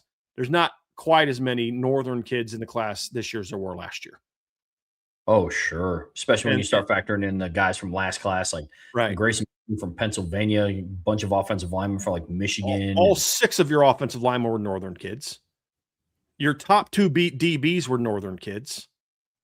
And one of the Southern kids is from Tennessee. That's not exactly a long trip to get to Notre Dame. The point being that it was a lot easier to get some of those 26 commits on campus for games in the fall than it will be to get a kid from Miami, John Gay III, or Albert Simeon, for example, which actually I think that's not as challenging. But for like what I mean is on their own dime is what I'm referring to. So I think some of those kids like, hey, let's get them up here in the fall. If a kid wants to be there, like let's just say hypothetically that Olu Olababolo is not coming this summer because he's like, coach, man, I really want to be at the game. Like can I visit for that or something? I want to be in town for. I didn't get a chance to visit for a game. I'd love to visit for a game. Oh, okay, cool. I think the 15 commits we have on campus this weekend will be enough. That kind of thing. So, but like, here's an example. What's to stop David Fuller-Runcho from visiting this weekend? It's not an official. It's an hour and a half drive away. No problem. That's my point. Those are usually reasons for it. Now, there was with Amari Irvin, he wasn't willing to schedule an official visit because he was looking around. But not scheduling a visit doesn't mean you're looking around. It's about knowledge of the overall situation. So it could mean that, Bobby, but it doesn't always mean that. And in the cases of the Notre Dame kids that may not visit this summer, it definitely does not mean that. From my den, I feel like Julius Jones Jr. is BD's 2027 must get 1 to 2 years ago, like Joey O'Brien of last year's. Yes, different positions. You said he's a must get, a top 1 to 2 favorite for a while now. Now we're here. Yeah, and that's just closed the deal, right? I mean, he is in that category of you got to get this guy. You got to get this guy. And they're getting closer and closer to making that happen. From DW, yeah. How do Olu and Albert compare to other five-star offensive tackle commits like Grayson McHugh and Will Black in terms of ceilings?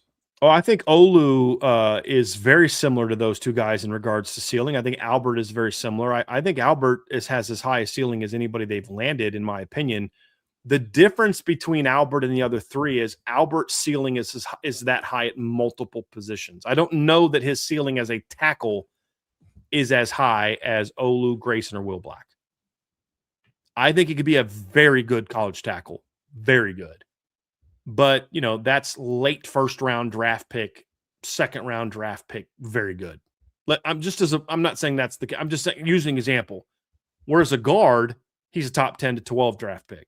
He's Francis Malnoa as a guard. You get what I'm saying?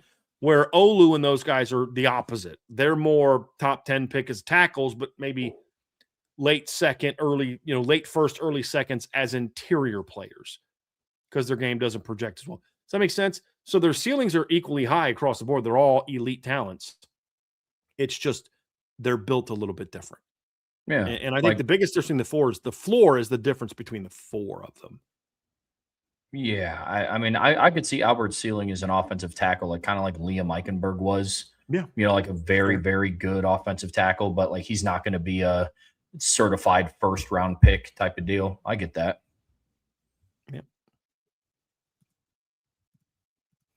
From J. Melvin Bryan on both On3 and 247, they have Oluwasemalore Olubobola as Notre Dame's highest ranked player ahead of both Abraham Cisse and David Folarunsho. Do you agree with that assessment? That's not an accurate statement. You're looking at the composite or consensus industry ranking for On3. They do not have Olu ahead of Abraham and David Folarunsho on their ranking. So you have to look at their ranking.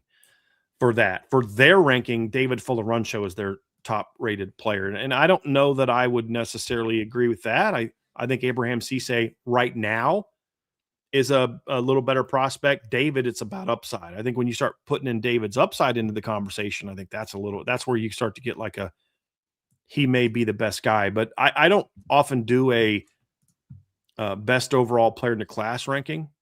I do more of I rank offense and defense.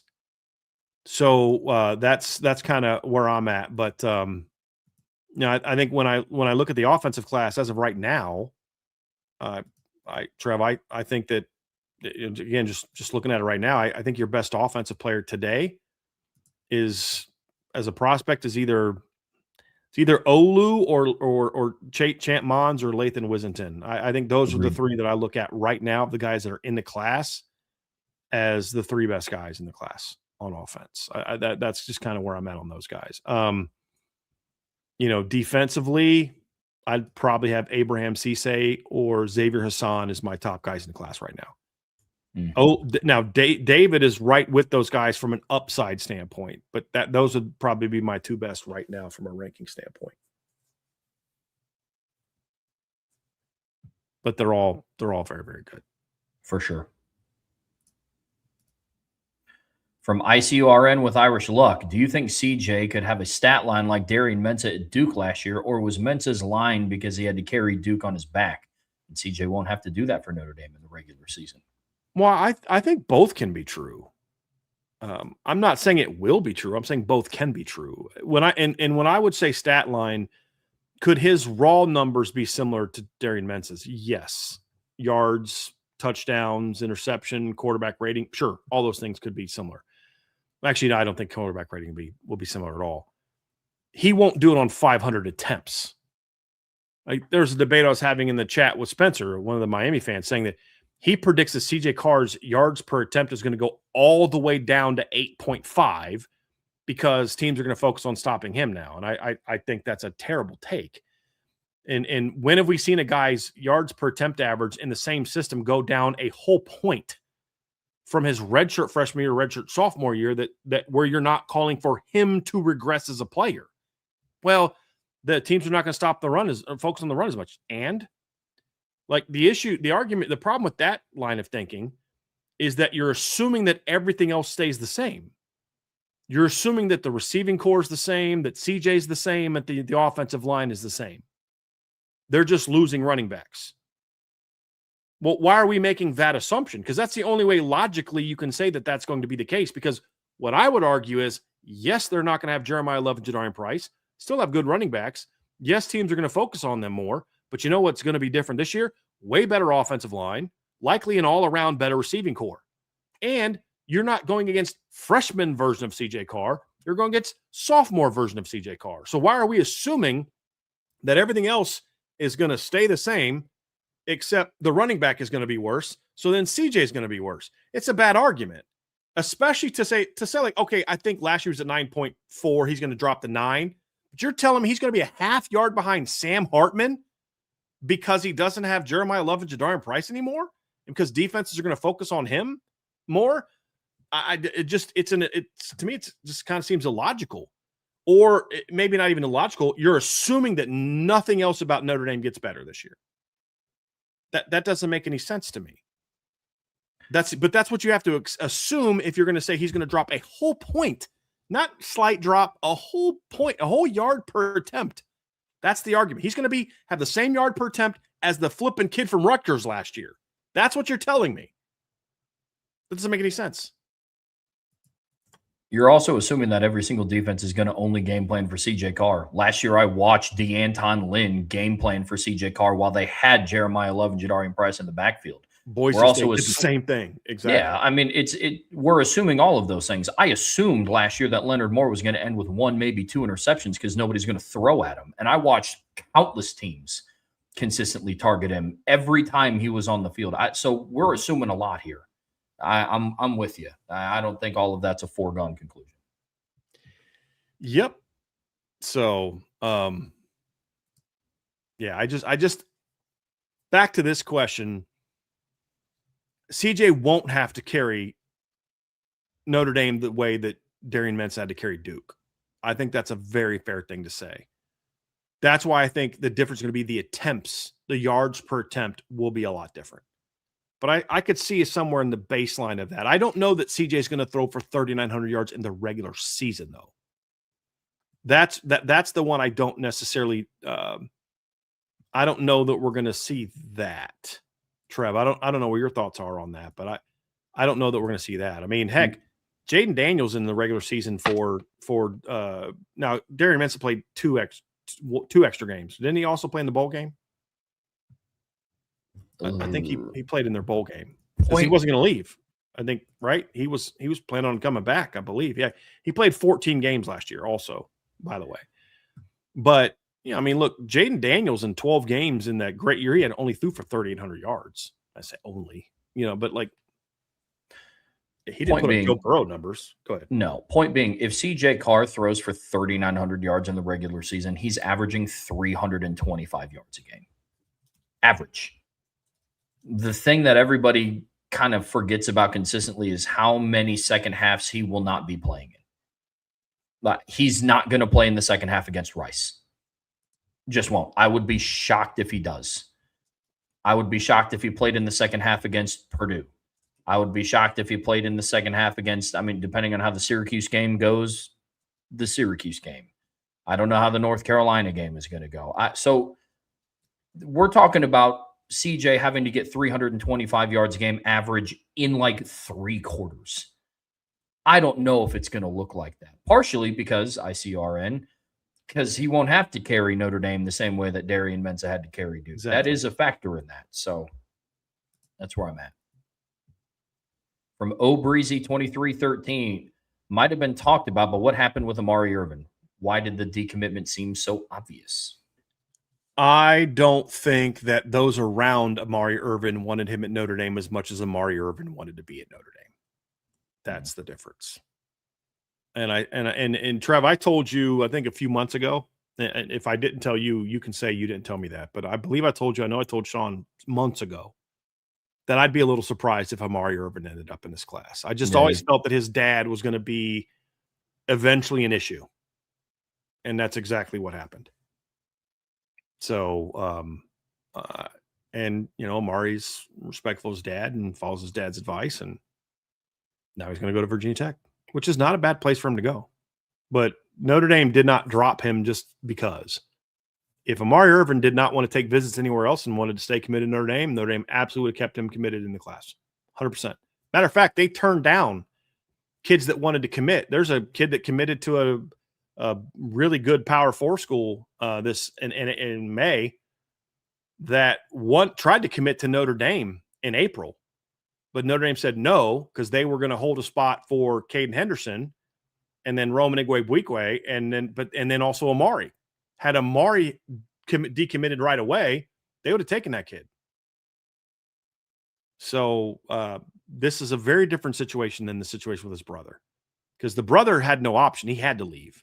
And by the way, your son's going to get a degree from Stanford, and Notre Dame dropped him for freaking Jeremiah Love. So it's an unfortunate situation, and I wish Amari all the best at Virginia Tech. He'll have a shot to do well there. He's a good player. He's not a great player, but he's a good player. And I would have taken him in this class. I like Amari. I'd have him a 4-star grade. 4-star top 150 to 250 caliber player. He's a quality player. From Jay Melvin, Brian, if CJ Carr and the Notre Dame offense live up to what you think they can be, will it be the best quarterback and offense Mike Denbrock has had, including 23 LSU? Well, I guess it depends on what you mean by best. Do I think Notre Dame is going to score 45 points a game and average 8.4 yards per play like LSU did in 2023? Probably not. They don't have to. I think it's certainly reasonable to think that Notre Dame could score the 45 points per game. I think that's possible. They were at 42 last year. But if they don't score 45 per game, it doesn't mean they weren't better. You also have to remember that part of the reason that they threw the ball so well that year is because they had Malik Neighbors and Brian Thomas. They'll be a more balanced football team this year. They weren't a great rushing team that year. Their leading rusher, other than their quarterback, was Logan Diggs, who's a nice player, but not a difference maker. So could it be more effective, like in certain situations? That's possible. That's more possible, but will it have the same yardage total? Will they average 543 yards per game this year? Probably not. That's what LSU did in 2023. They were 12 yards higher than anybody else in the country. Let me see. Where was Notre Dame this year? Notre Dame had one of their better years this year. They were 458.5. LSU was at 543.5. That was even more than what Miami had in 2024. So, the 8.4 yards per play, I think, was even better than what LSU did in 2019. Like, their 23 offense had a better yards per play average than what the 2019 LSU team did. But I don't think that's the standard of necessarily best. I think best comes down to most dominant, most effective, and what helps you win. If Notre Dame's defense, here, I will say this, if the Notre Dame defense is as bad as the 2023 LSU defense was, then you might see this offense put up those kind of numbers because they have to. But Mike Denbrock's going to call offense differently than he did in 2023 because he doesn't have to score 45.5 points per game and average 540 yards of offense. So I think that Notre Dame will be 15 to 25 yards better than they were last year. I think the yards per play will be better than it was last year by a little bit. I think the difference is going to be, I think they're going to score more points offensively. It may not reflect in their yards per or points per game because they had 2 kick returns for touchdowns last year, had a blocked punt for a touchdown. I think they had 3 or 4 defensive touchdowns last year, if I remember correctly, Trev. They had 2 blocked punts for a touchdown, one against A&M and one against Syracuse. I forgot the Syracuse one. That's right. You had a 2 pick sixes against Syracuse. You had a pick 6 and a pick 2 against Pitt. So you had a lot of non-offensive points. The points per game as a team could be the same as it was last year, but your offense scored more of those points. But it's how good are you in the big moments? How good are you in the big games? How good are you in the postseason? And are you balanced? And I think what Notre Dame will be this year is a lot more balanced than what LSU was, which is why I don't think ultimately we're going to see CJ Carr throw for 3,800 yards in the regular season this year. I think he could if they needed to. Or that's the thing is Jaden Daniels had to do that. If he didn't, they weren't going to win. Right. Heck, he did that, and sometimes they still didn't win. And that's not on him. That's just, unfortunately, the nature of how bad that offense was. I mean, Trev, they had a game against Ole Miss. They scored 49 points. Jaden Daniels passed for 414 yards, 4 touchdowns, averaged 11.5 yards per pass attempt, also rushed for 99 yards and a touchdown, and they lost. Like, that's what it was like for them in 2023. So he had to do all that. They don't have to do all that, Yeah. Yep. Agreed. From Jay Melvin, Brian, you said last night that Notre Dame is recruiting well is ruffling feathers, particularly in the SEC. Do you think the Notre Dame recruiting well, along with A&M and Miami, is bad for SEC teams, mainly Bama or Georgia? Well, A&M is an SEC team. But, yeah, Miami and Notre Dame doing very well on the recruiting trail certainly hurts Alabama and Georgia and teams like that. When Notre Dame can go down to Florida and get, Zayden Gamble, and you beat Florida for him, and you beat Miami for him, and then Miami's beating them for kids, and Ohio State's going down south and beating them for Jeremiah Smith and guys like that. Yeah, those things. The more the northern schools start coming down south and being successful, the more that ACC schools start recruiting at a high level, like a Miami. Yeah, that takes some of that talent away from the SEC, of course, absolutely. And then A&M's part of that too, if you look at it from not looking at the SEC, but just Bama and Georgia, that's certainly a problem. Certainly a problem. Texas and Texas A&M, like Texas has a commitment from a 5-star kid from Louisiana, Easton Royal. Now, LSU's trying to flip him and Florida's trying to flip him, but right now he's committed to Texas. Albert Simeon is unlikely to go to LSU. I think he's probably going to go to A&M or Notre Dame, right? I mean, so yeah, those schools are a thorn in the side of the traditional powers in the SEC, certainly. In the state of Florida, there's enough talent to go around to the 3 schools if it's divided between the 3 schools. But the problem is now there's so many other schools coming into Florida and taking kids out of the state that they're just not keeping as many of those kids home. There's enough talent in the West Coast for USC to still be elite. The problem is those kids are being spread out. Number one, amongst West Coast schools, Oregon's getting more of those kids than they did when Pete Carroll was there. But more of those kids are going to Ohio State, Texas, Notre Dame, Florida, Alabama. They're going everywhere now, and I think that's Miami's best recruit in this class, in my opinion, is a cornerback from L.A., the kid from Poly. Dante Wright. So I think that's the best commitment Miami has right now. So you're seeing more of that where kids aren't staying in those regions as much anymore, which is why you can't just recruit your backyard anymore. And the more that ACC schools do that, Notre Dame does that, Ohio State does that, then yeah, it's going to be tougher for those schools to maintain the dominance from a roster standpoint that they did 5, 6, 7, 8, 10 years ago. Certainly. All right, here we go. Jay Melvin, Brian, do you think Kalani Sitake could be a great head coach on a team like Notre Dame or Michigan? I know he asked me of that, Trev, but I'd actually like to hear your thoughts on that. I've been kind of dominating the mailbag so far, and I think you have some good insight on this based on our conversations we've had. Could he be? Potentially. Every team that Kalani Sitake has had has been very fundamentally sound. It's been very physical. That's something that I've never questioned. I don't know what his recruiting success would be like at a place like Notre Dame and Michigan. Now, the counter to that is Notre Dame and Michigan are 2 big enough brands, especially Notre Dame right now is kind of a brand that sells itself. But you need to make sure that you have the proper person in place to kind of steer that ship. And I don't know if that's Kalani Sitake. We talk a lot about fit. Now, I know it was fun to talk about, he turned down Penn State. Penn State can't even get a Big 12, stuff like that. I don't know what his fit would have been like at Happy Valley. Mm-hmm. I think he would have been, proverbial fish out of water going over to Penn State, and it's a different landscape of recruiting. I don't know how he would be recruiting the state of Pennsylvania. Mm-hmm. I don't know how Kalani Sitake would do recruiting the state of Virginia.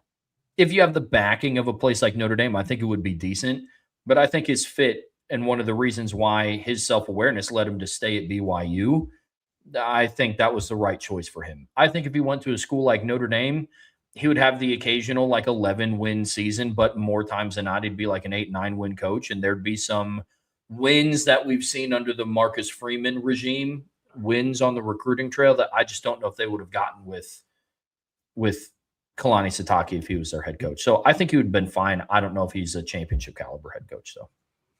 Agree. I don't know that they could land a championship caliber head coach. I don't think there's a lot of those. I think the biggest question is the one you said at the very beginning is, can you recruit to that school? And when we say this, and correct me if I'm wrong, Trev, if I'm speaking for you and I'm out of turn here and this is not what you meant, please step in. But I don't think Trevor's saying, and I'm not saying, that Kalani Sitake can't recruit at that level. It's that we don't know. We genuinely don't know. Correct. Because he's recruiting a very different type of student athlete from a very different part of the country when you're recruiting to BYU. So it's legitimately like we don't know, not like hey, this guy wasn't a very good recruiter at this school, so I don't think he's going to be a very recruiter there. So I don't know that he's going to recruit well. It's literally I don't know what kind of recruiter he's going to be at Michigan or Penn State or Notre Dame. I mean, how's the Mormon guy going to recruit at the Catholic school? I have no idea. You know what I mean? Like, it's a completely different type of student athlete. He's not getting it. The only big time now. See, here's the thing: they've landed some big time recruits. Ryder Lyons was a 5-star recruit, but he's a Mormon. So it's a little easier to win that battle. You had that going for you in a way that you don't have with Catholics at Notre Dame. That's how it used to be with Catholics. But even then, you still don't get like all the Mormon kids. Manti Te'o came to Notre Dame. I believe he was Mormon. You know, I mean, you've landed some of those big time kids in Notre Dame as well. The flip side to it too is imagine what Kalani Sitake would do with the team where he didn't at one point in time lose a good portion of a recruiting class to going on a mission. Right. Who knows what his 5-star quarterback he just signed, Ryder Lyons, is going on a mission. Right. You know, like imagine what he could do with that, but it's more so an unknown than it is a death sentence of he just wouldn't do good. Yeah. It's genuine unknown. We're on the same page there. From Alekino, any chance Jaden Sanders takes someone's spot? He looked darn good in the spring game. Al, I think it's certainly possible. Look, I think the thing with this secondary, Trev, is you know, I'm high on Dallas Golden, and you know, we like Mark Zachary and we like different certain players, but like, who's to say Aiden Pouncey's not going to take somebody's spot? Who's to say that Chaz Smith doesn't really make a jump in the weight room and take somebody's spot? Who's to say that, you know, that Joe O'Brien doesn't come back quickly and take somebody's spot? Who's to say that Dallas Golden doesn't take a starter spot? Who's to say that? And I think Jaden Sanders is in that conversation of, it's not a given that this is the depth chart's going to be the 5. I mean, we have a good idea right now who's going to be the starting 5 going into fall camp, but what if DJ McKinney or Christian Gray have a slow start to fall camp and Jaden Sanders or Dallas Golden or Mark Zachary or Aiden Pouncey's out there killing it every day? Well, guess what? This is a meritocracy. That's what I love about sports. This isn't about, you know, well, my dad was this, or I'm this from this part of the country, or I'm this color, or I'm this religion, it's a meritocracy. At least it should be. And it's like, hey, man, I know you're a 2-year starter, but this dude's out playing you every day. So you got one of two choices. One is you just give it to him, or 2, step up. Because we're not just keep throwing you out there because you started last year. We're going to throw you out there because you give us the best chance to win today. And that's the reality of it. And so, yeah, Al, I'd put Jaden Sanders absolutely in that conversation as someone who has a chance to unseat somebody. And look, I think taking someone's spot doesn't necessarily mean just a starting spot. This is also like, hey, you were going to be the QB, the corner CB of the future here, but now it's him. So there's present and future aspects of taking somebody's spot. Yeah, sure. Without a doubt. I keep my eye on him. He has the most experience coming in of any of the newcomers. Obviously, any of the freshmen. DJ McKinney, but he's a 5th-year senior. Yeah, I mean, it's a little bit different, but Jaden Sanders, I got my eye on. And Raymond Harton brought up Kari Adams. I'm not even talking about him yet because we haven't seen him yet. I'm just talking about the guys that have played so far. But the fact that you could then counter with Kari Adams is exactly the point, right? Like, there's so much talent there that nobody, including Leonard Moore, should just think, I got this locked down so I can coast. You know, I can go through the motions. It's like, hey, man, I know you're a 2-year starter. I know that you're this. I know that you're that. But you better bring it. I think it's more true at corner than it is safety. I think there's a little bit more of a talent gap between the top 2 safeties. But at cornerback at some of these spots, it's like, hey, man, you're just older than that guy. That's it. You're not more talented than that guy. You're just older. Yeah. So if I'm not getting the benefits of you being older because you're not consistent, you're not doing your job, then what's the point in playing you? I'm going to go play that younger guy that's faster than you and taller than you, and longer than you, and And yeah, he's going to make mistakes, but so are you. I mean, that's kind of the thing, and that's where it comes down to. So I certainly think that's possible. Without a doubt. From Swanton Bomb, Brian, do you think Notre Dame would and should take Segun Alexander, Tyler Alexander, and Braden Parks, who are all yet to commit? Obviously, we want Parks. Is there a world all three are desired? No, that's too much. That's too much in one class. And it's not like you've been short on numbers the last couple of years. You signed 2 defensive tackles last year. Now that Chris Burgess has moved inside, you have 3 defensive tackles from the 2025 class. So when I look at it, I don't think you take all 3. Now, because you also have David Fuller-Runshoe. Now, would I take 2 of them? Yes. But in no world is Braden Parks not in this class if he wants to come. And if I got a commitment from one of the Alexanders, I'm not taking the other. And I would, because I'm not, if I'm taking 3, that 3 is going to include Braden Parks. That 3 is not going to include somebody other than Braden Parks, because obviously you're already talking about David Fuller-Runshoe already being in the class. So no, I would do that. And if I had my way, perfect world, I would want Notre Dame to get Braden Parks and Tyler Alexander, because I think Tyler's more of he might need a year kind of guy, and you can kind of separate. And by the time he gets to his redshirt freshman year, Hughes is gone, Onye's gone, Brew is gone, Gray's probably gone, Mookum's gone. I mean, now it's like, okay, now he's got a shot to, Civillano might be gone, like just because he'll be a senior at that point in time. So certainly a possibility. And then to wrap up, our guy Raymond Harton says, hey, not a question, but just got my silver IB Performance tee in. Have 3 colors now. Just want to once again tell IB members how awesome these shirts are, especially during the summer here in Florida. Trev, we're actually both rocking those today. I got the navy blue one. You guys also see me rocking the dark gray one a lot. That's the silver one, I believe, correct?